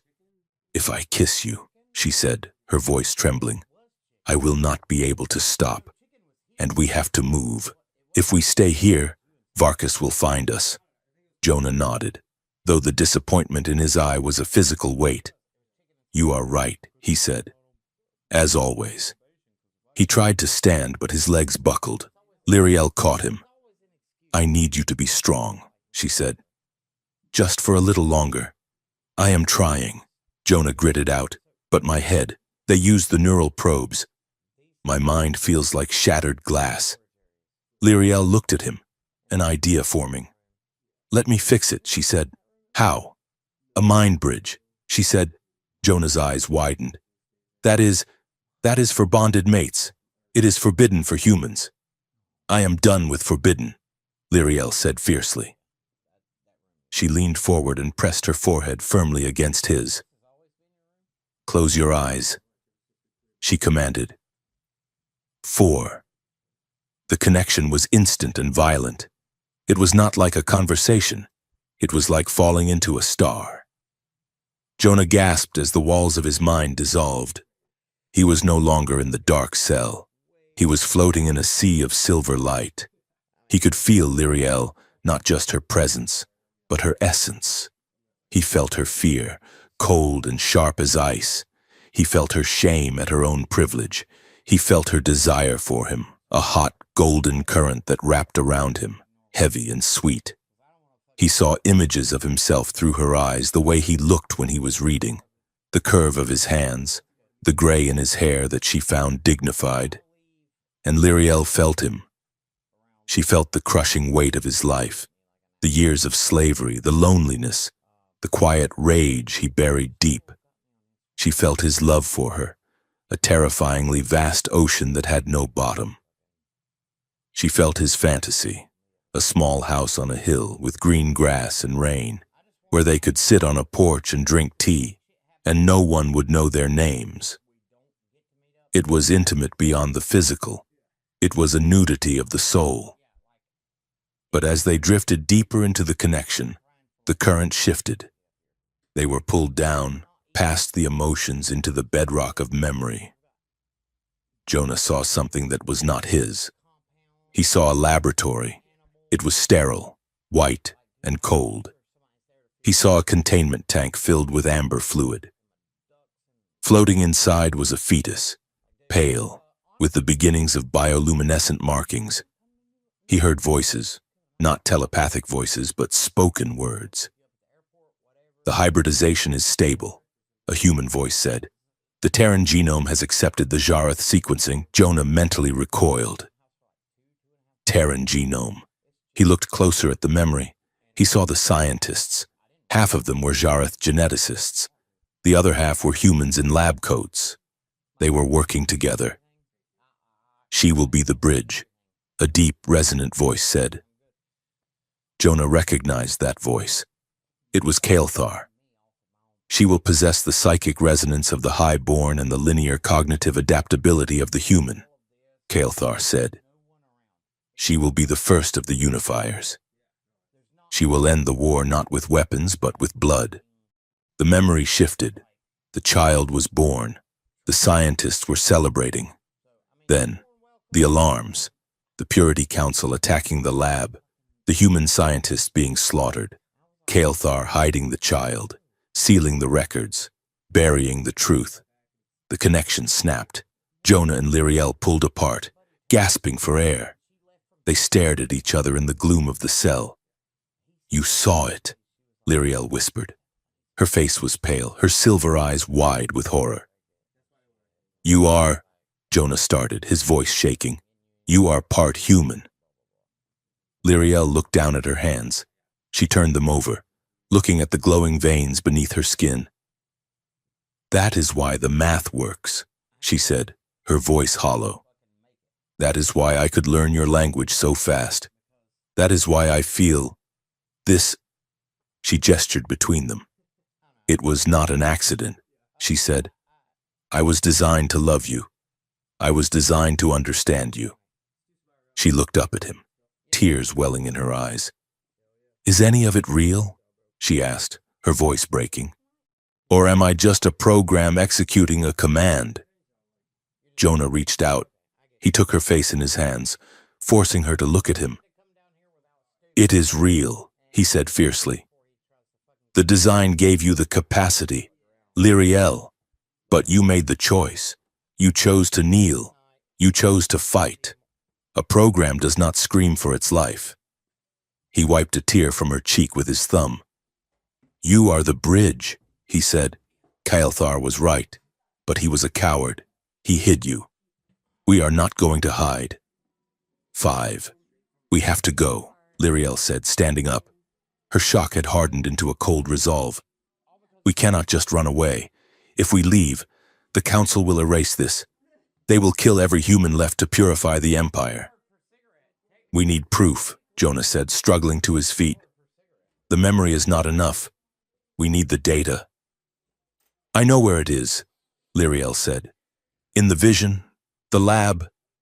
It was not on the capital world. It was on a station, orbiting the gas giant Othris. That is a forbidden sector, Jonah said. It is a ship graveyard.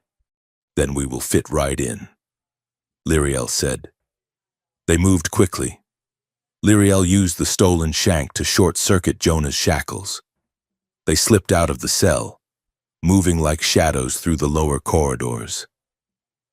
They reached the service hangars. This was the domain of the waste management drones, massive automated barges that hauled debris out of the city to burn in the atmosphere. Lyriel found a maintenance shuttle. It was small, battered, and shaped like a brick. It was waiting to be loaded onto a barge.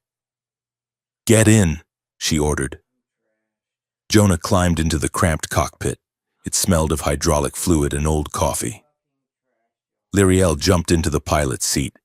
Her hands flew across the controls. She did not power up the engines. That would trigger a heat signature. She hacked the loading arm of the barge. The massive claw descended, grabbing their shuttle. It lifted them up and dropped them into the chute with the rest of the scrap metal. Hold on, Lyriel said grimly. This is going to be undignified. The chute opened. They were ejected into the upper atmosphere along with tons of twisted metal and refuse. As they tumbled through the sky, falling toward the planet's surface. Lyriel waited. She watched the altitude counter drop. 10,000 feet. 5,000. Now, she said. She slammed the thrusters on. The shuttle roared to life, wrenching itself out of the freefall with a G-force that slammed them back into their seats.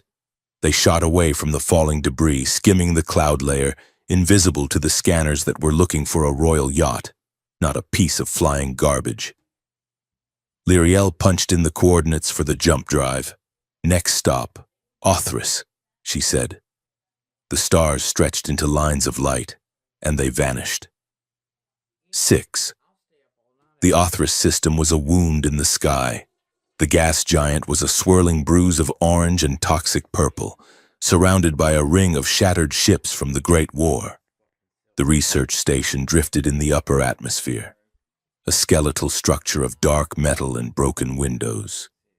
It was silent, dark, and ghost-like.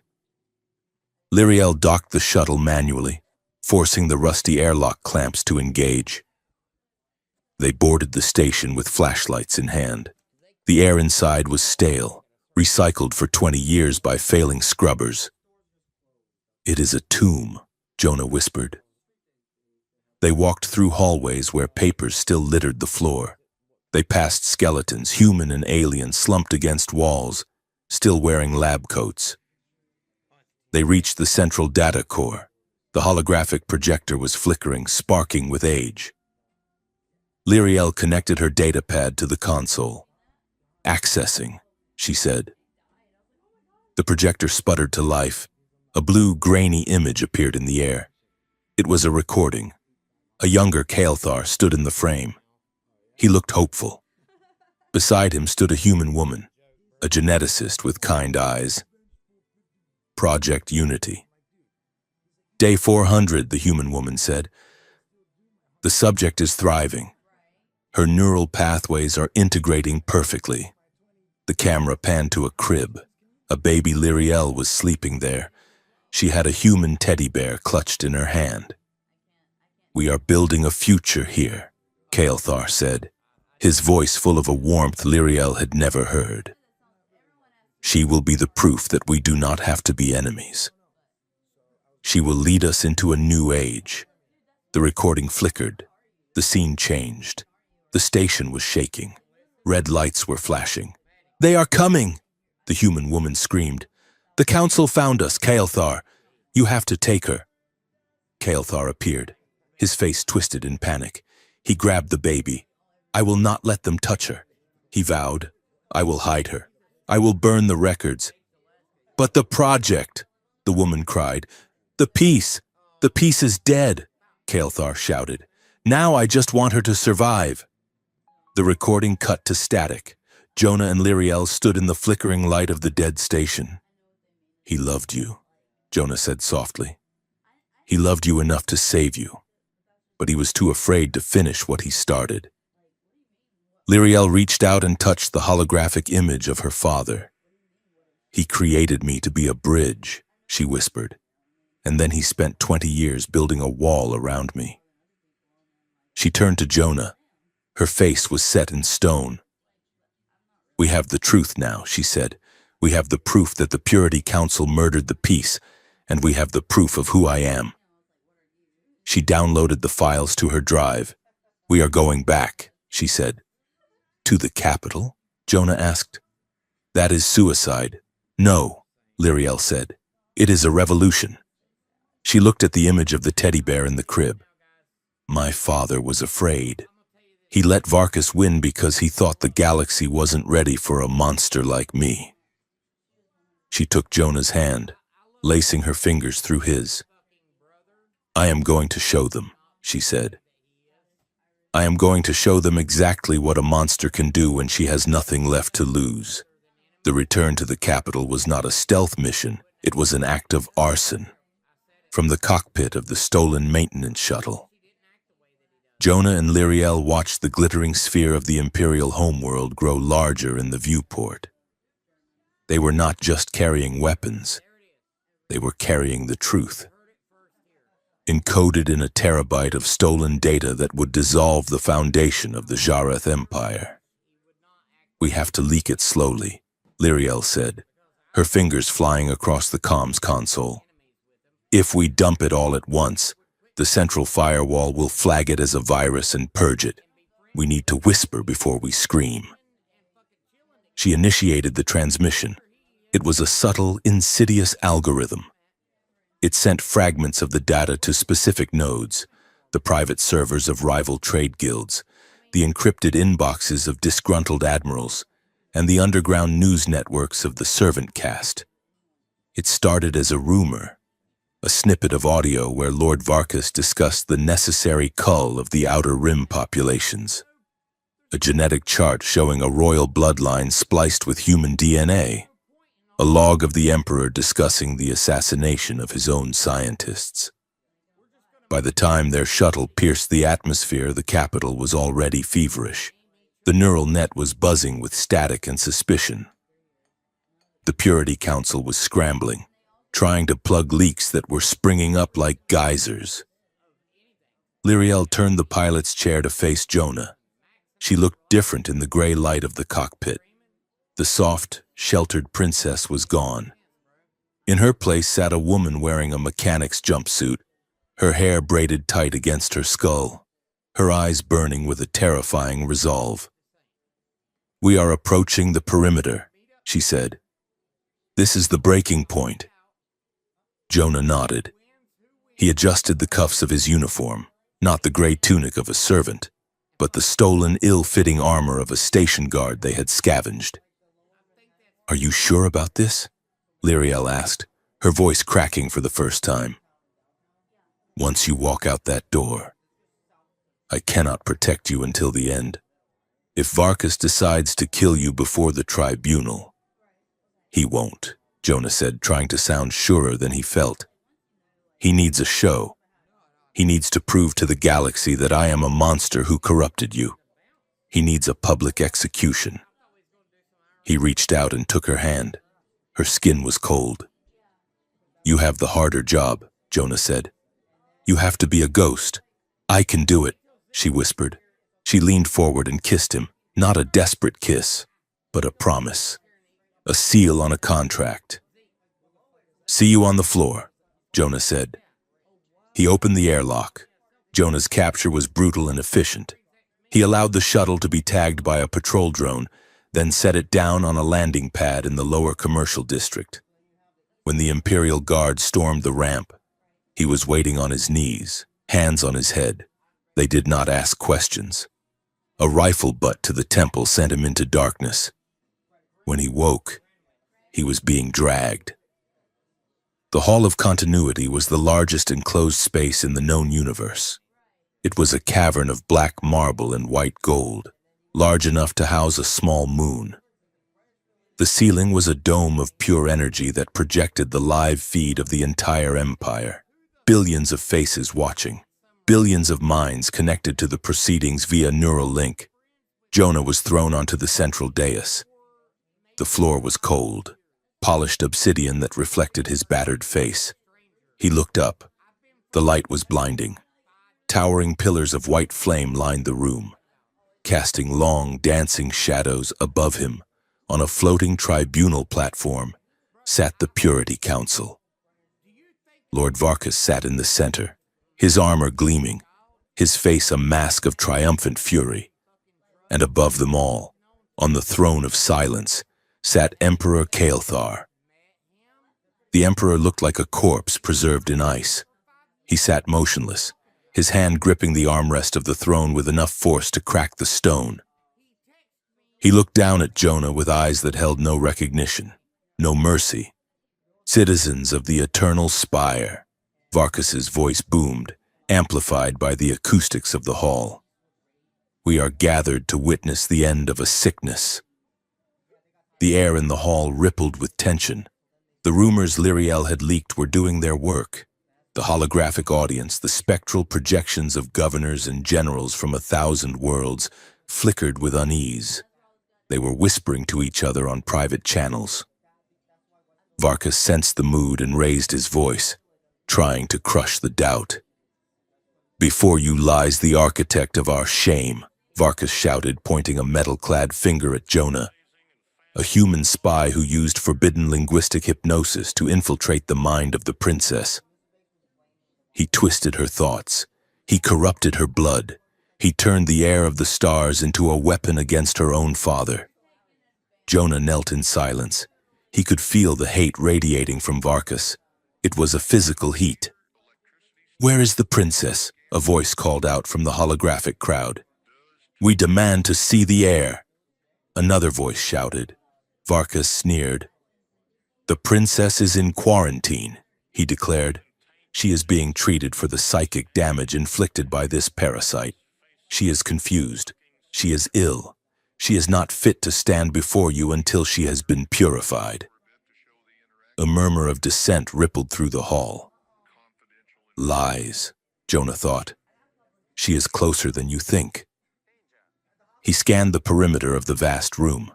The Imperial Guard stood like statues in their silver armor.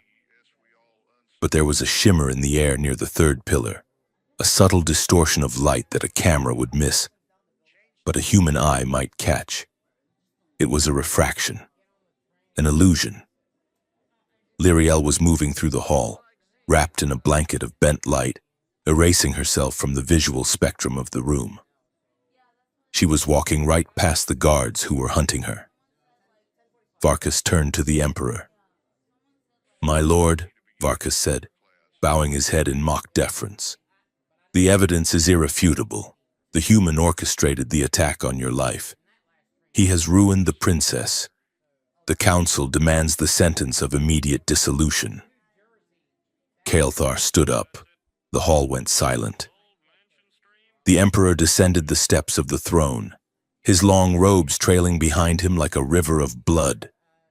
He stopped 10 feet from Jonah. He looked at the man who had taught his daughter. He looked at the bruises, the chains, the defiant set of Jonah's jaw. Kael'thar's face was unreadable. He was trapped.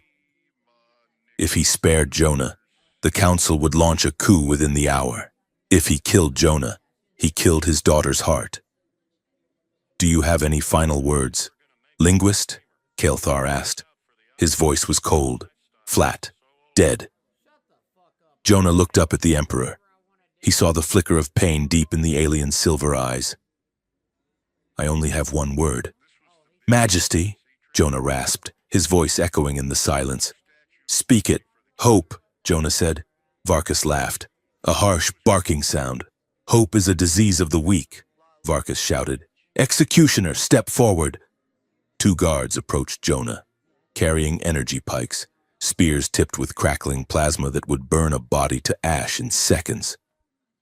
They leveled the weapons at Jonah's chest. Kael'thar did not look away. He raised his hand to give the final command, and then the light bent. Stop. The voice was not loud, but it cut through the air like a blade. At the center of the hall, between the council and the prisoner, the air shimmered and dissolved. The holographic disguise fell away like water. Lyriel stood there. A gasp went through the hall, a sound of collective shock from billions of watchers. She was not wearing the starlight gown of a princess. She was not wearing the armor of a warrior. She was wearing the gray, rough-spun tunic of a servant. She wore trousers stained with grease and boots scuffed from the service chutes. Her hair was loose, wild, floating around her head in a halo of white fire. She looked small against the scale of the room, and she looked more powerful than a sun. Lyriel?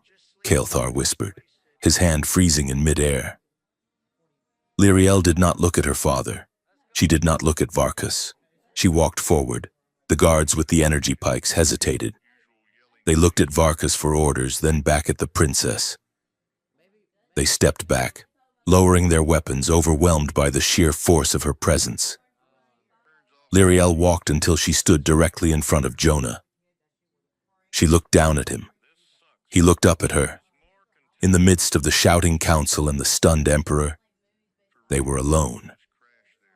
You are late, Jonah whispered, a ghost of a smile touching his bruised lips. Traffic was terrible, Lyriel replied softly. She took a breath. She looked up at the cameras, at the floating eyes of the galaxy. She looked at the humans working in the shadows of the hall. She looked at the aliens floating on their platforms. Then, slowly, deliberately, she sank to her knees. The silence in the hall was absolute. It was a vacuum. Princess Lyriel, the golden child, the highborn, knelt on the dirty obsidian floor in front of a chained human prisoner. She reached out and took Jonah's manacled hands in hers. She bowed her head, pressing her forehead against his knuckles in a gesture of profound reverence. Varkas stood up, his face purple with rage. "Get up!" Varkas screamed. "You shame your blood! Get up!" Lyriel lifted her head. Her eyes were burning silver. She spoke, not in High Jareth, but in Terran Standard. Her voice was clear, amplified by the acoustics, carried to every corner of the Empire. "I choose him," she said. She squeezed Jonah's hands. "Not as my servant," she declared, "not as my pet." She looked directly into the camera lens, "as my equal." The words hit the Empire like a shockwave. In the mines of the Outer Rim, human slaves stopped their drills. In the high spires, nobles dropped their wine glasses. The social order, built on 10,000 years of biological hierarchy, cracked down the middle. Varkas drew his phase blade. "Kill them!" he shrieked. "Kill the abomination!" Lyriel stood up. She did not let go of Jonah's hand. With her free hand, she raised a small data crystal. "You want the truth?"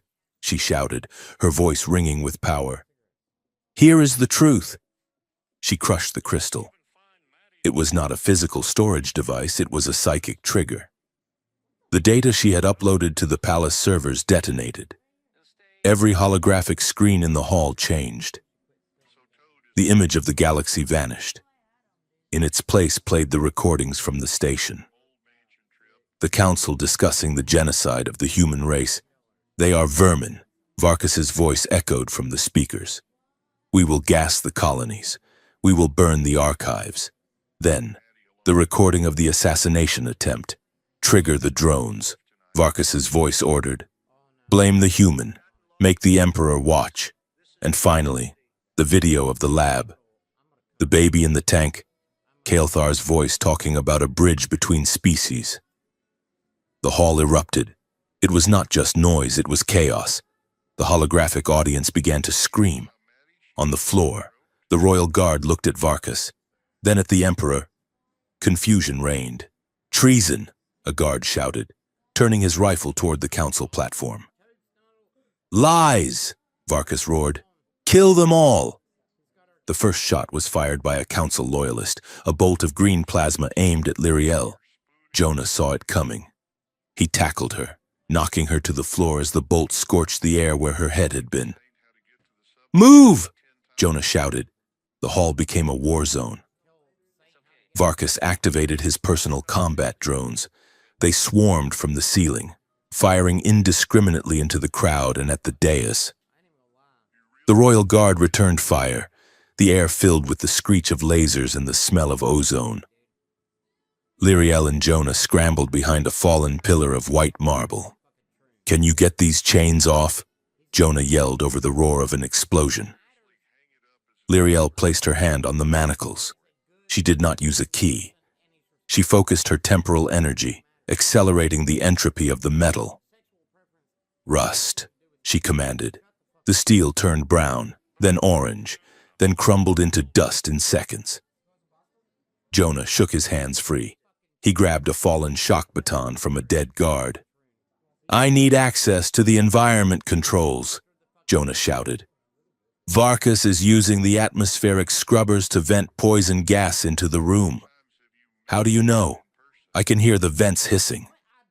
Jonah pointed to a console near the throne. Cover me! Lyriel stood up. Her eyes glowed with a terrifying light. She raised her hands, the air around her warped. Come on! She screamed at the drones diving toward them. She unleashed a wave of kinetic distortion. It wasn't elegant. It was a raw scream of psychic power. The drones hit the wall of distorted gravity and crumpled like tin cans, falling to the floor in a heap of sparks. Jonah ran. He sprinted across the open ground, dodging plasma fire. He slid behind the console and jacked his datapad into the port. His fingers flew across the keys, hacking the palace system with the codes he had memorized in the archives. Access denied. The computer chirped. Override, Jonah shouted. Authorization. Guest. He bypassed the firewall using the back door Lyriel had created for their lessons. The vents slammed shut.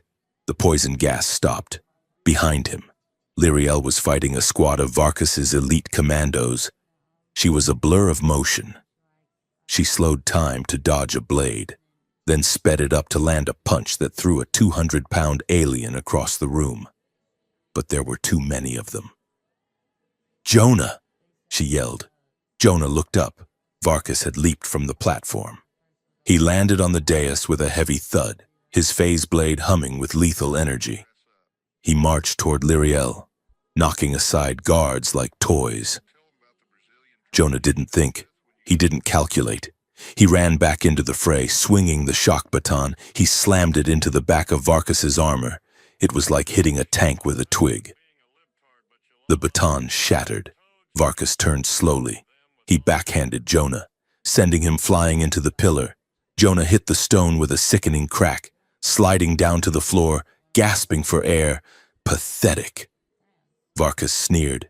He raised the blade to finish Jonah. Lyriel screamed. She threw herself between Varkus and Jonah, creating a shield of pure psychic energy. The blade hit the shield with a sound like a thunderclap.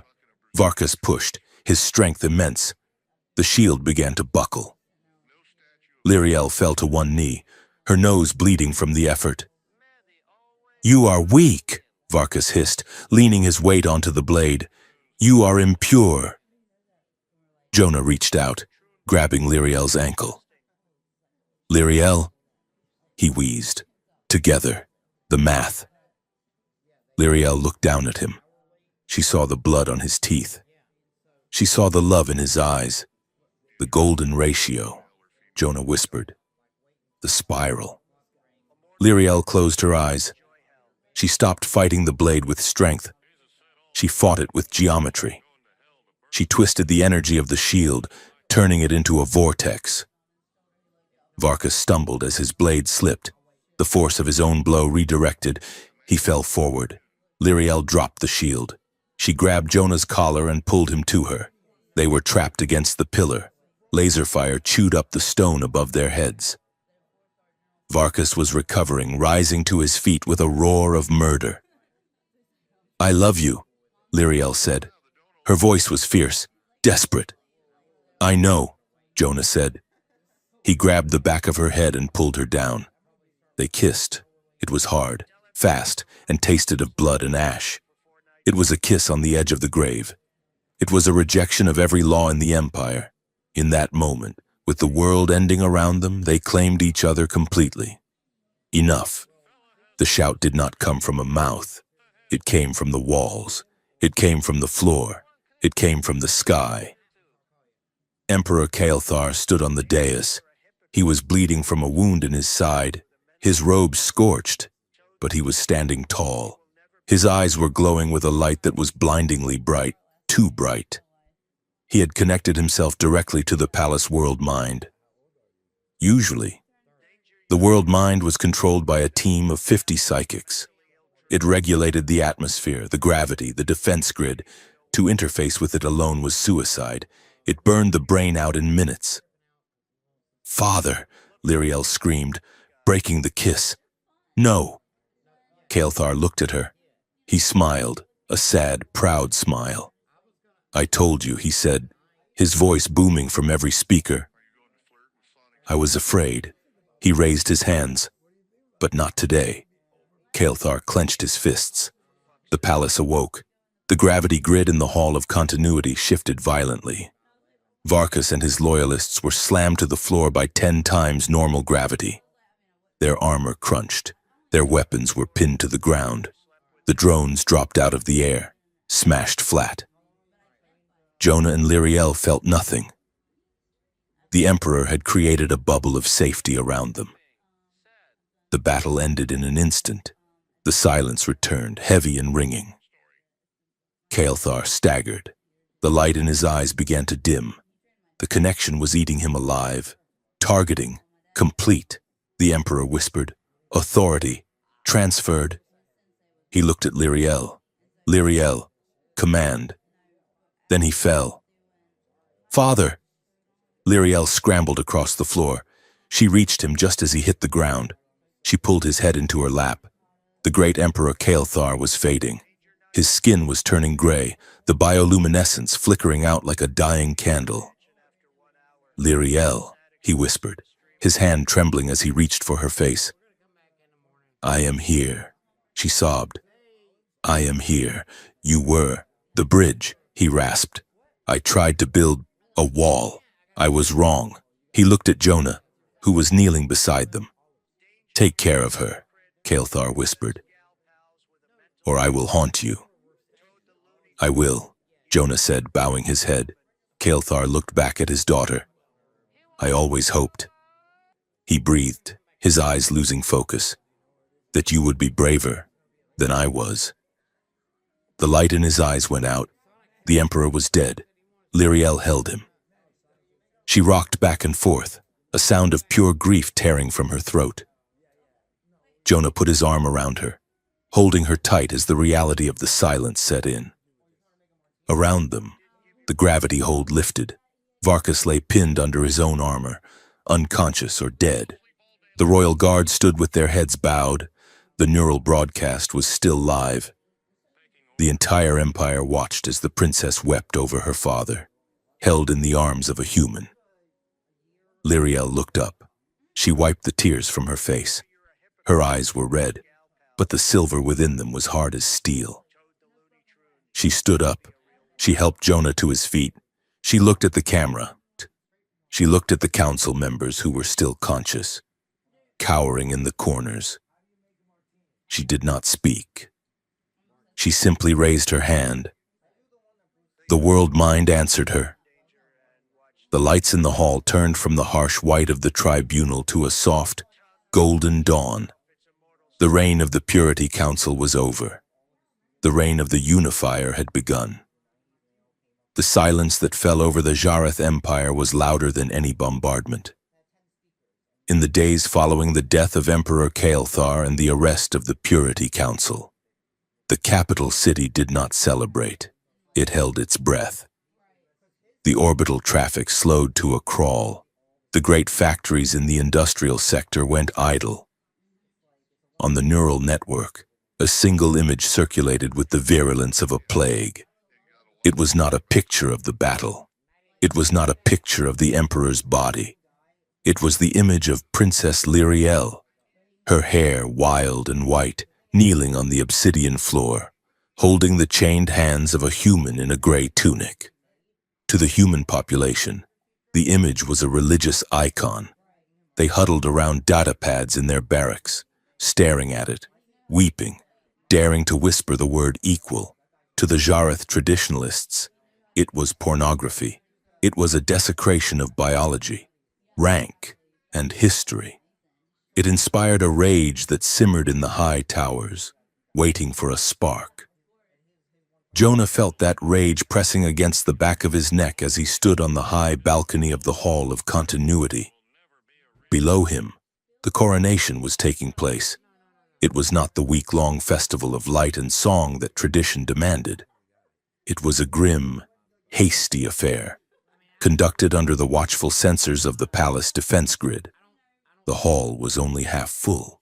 Many of the high houses had refused to attend, citing security concerns, which was a polite way of saying they did not wish to bow to a half-breed empress. Jonah watched from the shadows of the diplomatic tier.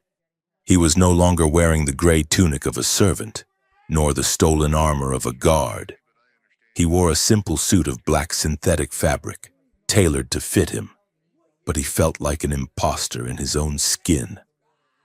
Down on the dais, Lyriel knelt where her father had died. She wore the imperial mantle, a heavy, shimmering cape of woven neutron fiber that looked like it weighed more than she did. The crown of voices descended from the ceiling, a halo of floating crystal shards that synced with the wearer's neural patterns. As the crown settled above her head, the crystals flared with a blinding white light. The high priest, a wizened alien who looked terrified, raised his staff. "Long live the Unifier," the priest quavered. "Long live the Empress." The crowd murmured. It was not a roar. It was a question. Lyriel stood up. She turned to face the hall. Her face was a mask of stone. Her silver eyes swept the room, cold and imperious, showing none of the fear Jonah knew was eating her alive. She looked up, across the vast distance of the hall. Her eyes found the dark balcony where Jonah stood. For a second, the mask slipped. The longing in her gaze was so intense it almost buckled his knees. Then she looked away, and the ceremony ended. Jonah turned and walked back into the palace corridors. He passed guards who stiffened but did not salute. He passed servants who stared at him with wide, frightened eyes. He walked to the window of the guest chamber he had been assigned. He looked out at the floating city, at the spires of crystal and light. It was the most beautiful place in the universe. And he realized, with a sinking heart, that he had no idea if he could survive here. 2. The door to the chamber hissed open an hour later. Jonah turned. Lyriel stood there. She had shed the heavy mantle and the floating crown. She was wearing a simple robe of white silk, her feet bare. She looked exhausted. The bioluminescent markings on her cheeks were dim, pulsing with a slow, gray fatigue. She dismissed her guards with a sharp wave of her hand. The door sealed, locking them in. Lyriel slumped against the doorframe, closing her eyes. "They hate me," she whispered. "Half of them want to kill me. The other half are just waiting for me to fail." Jonah crossed the room. He stopped a few feet away from her, unsure of the boundaries now that she was God Empress of the system. "They are afraid of you," Jonah said gently. "That is different." Lyriel opened her eyes. She looked at him, and the distance between them vanished. She pushed off the door and rushed to him, burying her face in his chest. Jonah wrapped his arms around her. She was trembling. He could feel the tension in her muscles, the sheer physical toll of holding the world up for 3 hours. "I saw you on the balcony," she mumbled into his shirt. "You looked far away." "I felt far away," Jonah admitted. He stroked her hair, marveling that he was allowed to do this, that he was holding the Empress. Lyriel pulled back slightly, looking up at him. Her expression was raw, stripped of all royal pretense. "I need to ask you something," she said. "And I need you to tell me the truth. No poetry, no comforting lies." "Ask," Jonah said. "Do you want to stay?" The question hung in the air. "I can give you a ship," Lyriel said, her voice rushing now. "I can give you credits. I can clear your record. You can go to the neutral zone. You can find a planet with oceans and rain and no one who knows who you are. You can be free. Jonah. Truly free." Jonah looked at her. He saw the terror in her eyes, the terror that he would say yes. He thought about it. He thought about the stares of the guards. He thought about the hatred of the council. He thought about the trauma of the cell, the pain of the control band. It would be easy to leave. He could go back to being a librarian on some quiet backwater world. But then he looked at Lyriel. He saw the woman who had knelt for him. The woman who had ripped the sky open to save her father. The woman who was half human, alone in a nest of vipers. "I cannot leave," Jonah said softly. "Because you feel obligated?" Lyriel asked, her voice brittle. "Because you think I am helpless?" "No," Jonah said. He framed her face in his hands. "Because my home is not a planet anymore. Lyriel, it is you." Lyriel let out a shuddering breath. Tears spilled over, tracking through her dim markings. "I am terrified," she admitted. "I look at the throne and I see a cage. I do not know how to rule a people who despise me." "You won't rule them alone," Jonah said. Lyriel stepped back, wiping her face. The steel returned to her spine, but her eyes remained soft. "I have a proposal," she said. "A proposal? I cannot make you my husband." "Not yet," she said quickly. The political fallout would trigger a civil war before the ink was dry. The high houses would never accept a human consort on the throne immediately. "I understand," Jonah said. He had expected this. "But," Lyriel continued, "I will not hide you. I will not keep you in the shadows like a shameful secret." She walked to the desk and picked up a data slate. "I am creating a new position. It will be equal in rank to a high counselor." She handed the slate to him. "Title, First Voice of the Imperial Court," Jonah read. "You will be my voice to the humans," Lyriel said. "And more importantly, you will be their voice to me. You will sit at my right hand in the council. You will advise me on policy. You will help me write the new laws." Jonah lowered the slate. "They will call me a pet," he said.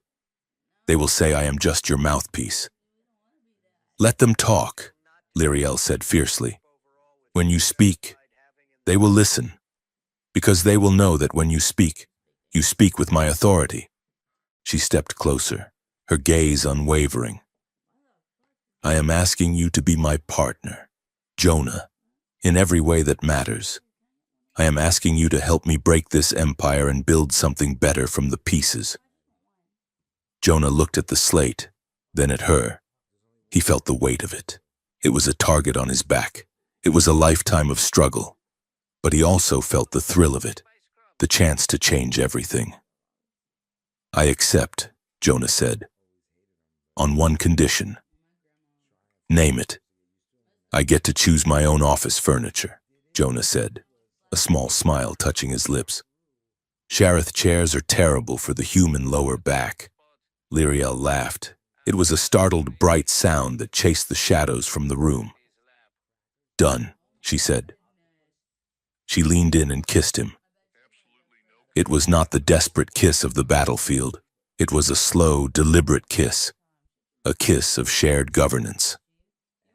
3. The reforms began the next morning. The first order of the new empress was the dissolution of the Servant Control Act. Jonah stood by Lyriel's side in the command center as she entered the code. "Execute," she said. Across the empire, on 1,000 worlds, the control bands around the necks of billions of humans deactivated. They clicked open and fell to the ground. It was chaos at first. Some humans were too afraid to move. Others rioted, burning the barracks where they had been held. But slowly, the reality set in. They were free to walk. Jonah watched the feeds from the lower city. He saw a man standing in the middle of a street, touching his bare neck, weeping. "We have a lot of work to do," Jonah said, his voice thick with emotion. The work was grueling. The council chamber became their battleground. Jonah sat at the right hand of the Empress. The alien lords glared at him with undisguised loathing. They spoke in rapid, complex High Shareth, using obscure legal terms to try and confuse him. Jonah answered them in perfect, archaic High Shareth, correcting their grammar as he dismantled their arguments. "The counselor suggests that integration will lower productivity," Jonah said calmly during a debate on education. However, historical data from the pre-war era suggests that diverse cognitive inputs actually increase innovation by 40%. Perhaps the counselor should review the archives. "I can recommend some reading material." Lyriel hid a smile behind her hand. The integration of the schools was their pet project. They seized a wing of the palace and turned it into an academy. Human children and Jareth youth sat in the same rooms. It was awkward. It was tense. But one afternoon, Jonah and Lyriel walked past a classroom and saw a young Jareth girl showing a human boy how to levitate a marble. The boy was laughing. "See?" Lyriel whispered, squeezing Jonah's hand. "It starts small." But their private life was where the real integration happened. They moved into the royal suite together, scandalizing the staff. They had to navigate the collision of two very different species. Dinner became a nightly negotiation. "What is this?" Lyriel asked, poking at a plate of spaghetti Jonah had synthesized. "It looks like worms." "It is pasta," Jonah said, winding a forkful. "It is carbohydrates and comfort. Try it." Lyriel took a bite. She chewed thoughtfully. "It is mushy," she decided, "and it lacks heat. It needs spice." She waved her hand, and a shaker of Jareth fire dust floated over. She doused the pasta in glowing orange powder. "You are ruining it," Jonah groaned. "I am improving it," she countered, grinning. Then there was the wardrobe. For the first official state ball, the tailors presented Jonah with the ceremonial robes of a high counselor. It was a garment made of stiff, iridescent panels that stuck out 3 feet from his shoulders. "I look like a decorative lamp," Jonah said, standing in front of the mirror. "I cannot move my arms." "It commands respect," Lyriel said, trying not to laugh. "It makes you look wide. Width is a sign of power." "I look like I swallowed a table," Jonah muttered. He tripped on the hem walking down the stairs. Lyriel caught him with a subtle gravity manipulation, steadying him before he fell.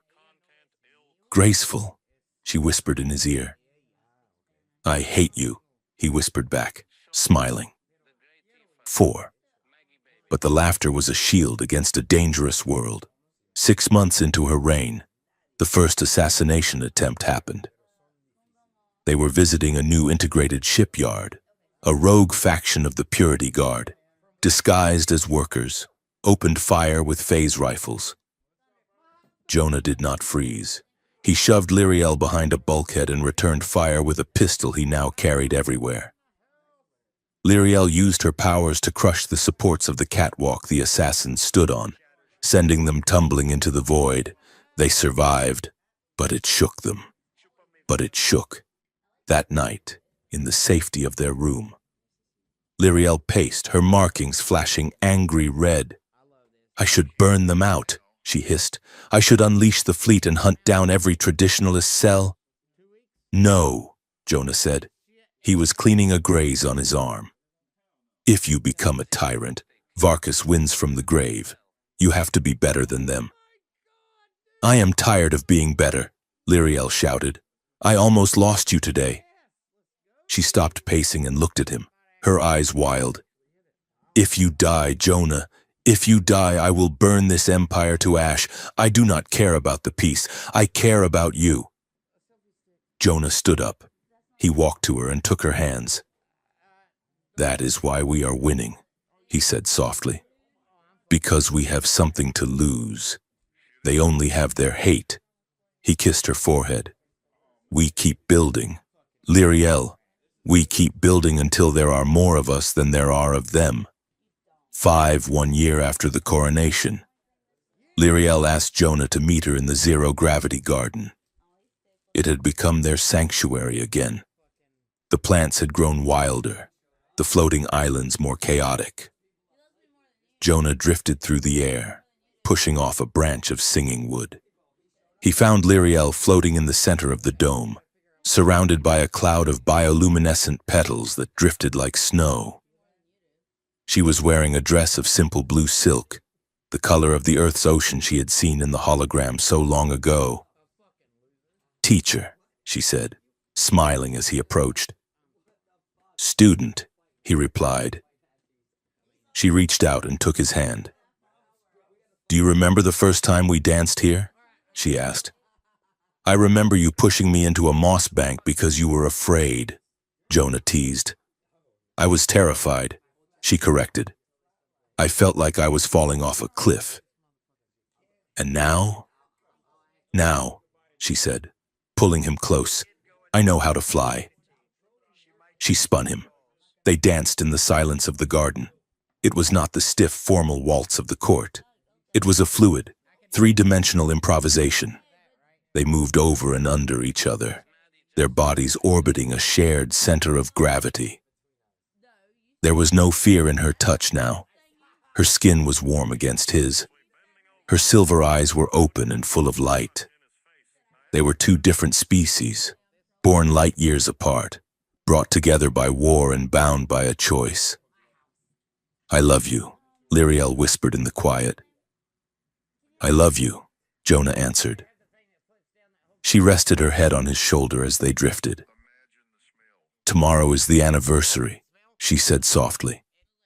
"The day the Hall of Continuity changed." "I know. I have to make a speech," she said. "I want you standing next to me. I always am." "No," she said, pulling back to look at him. "Not behind me. Not to the side. Beside me. Holding my hand." Jonah hesitated. "It will provoke them." "Good," Lyriel said, a dangerous smile curving her lips. "Let them be provoked. I am done apologizing for who I love." 6. The broadcast went out to the entire cluster. Lyriel stood on the central balcony of the palace. The wind whipped her white hair around her face. She wore no crown today. She wore the simple clothes of a working woman. And beside her, holding her hand, stood Jonah. He looked into the camera. He did not flinch. Lyriel squeezed his hand, then spoke. "Citizens of the Empire," she began. Her voice was calm, resonant, carried by the neural link to the minds of trillions. 1 year ago, we stood at the edge of destruction. We were told that strength came from purity. We were told that power came from blood. She looked at Jonah, then back at the world. My father, the late Emperor Kael'thar, once told his council a story.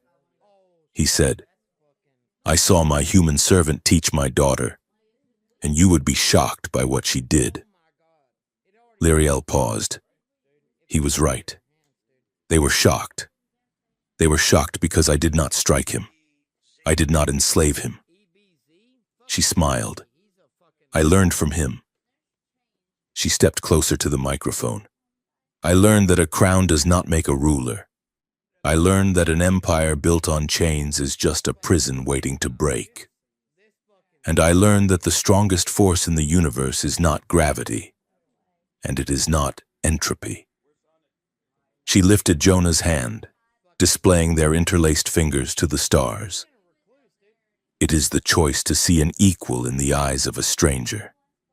She looked out at the city, at the integrated schools, at the ships moving freely, at the humans walking with their heads high. My father was shocked because he saw the future. A future where no one kneels simply because of birth. A future where we judge each other not by the shape of our DNA, but by the content of our minds. She squeezed Jonah's hand tighter. That future is here. We are building it. It will be hard. It will be messy, but we will build it together. She cut the feed. The silence on the balcony was absolute. Then, from the city below, a sound began to rise. It started as a murmur, then grew to a roar. It was the sound of cheering. Human voices and Jareth voices, mixing together in a chaotic, beautiful harmony. Jonah looked at Lyriel. She was trembling slightly, the adrenaline fading. "You were amazing," he whispered. Lyriel let out a long breath. She slumped against him, resting her forehead on his shoulder. "I want to go to the garden," she whispered. 7. They retreated to the zero-gravity garden, leaving the noise of the revolution behind them. The lights were dim, the plants glowing in soft shades of amber and indigo. Lyriel floated to a patch of soft moss and pulled Jonah down with her. They lay there, suspended in the low gravity, looking up at the glass ceiling and the stars beyond.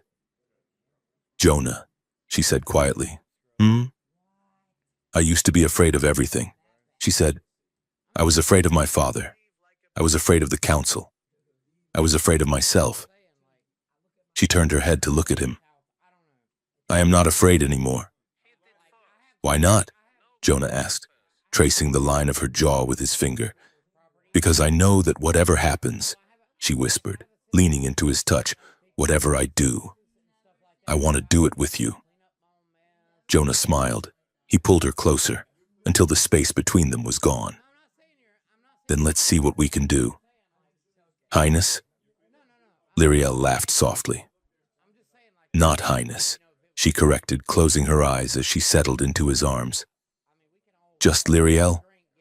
And in the quiet of the garden, surrounded by the ghosts of the past and the promise of the future, the human servant and the alien empress drifted together, ready to face the stars.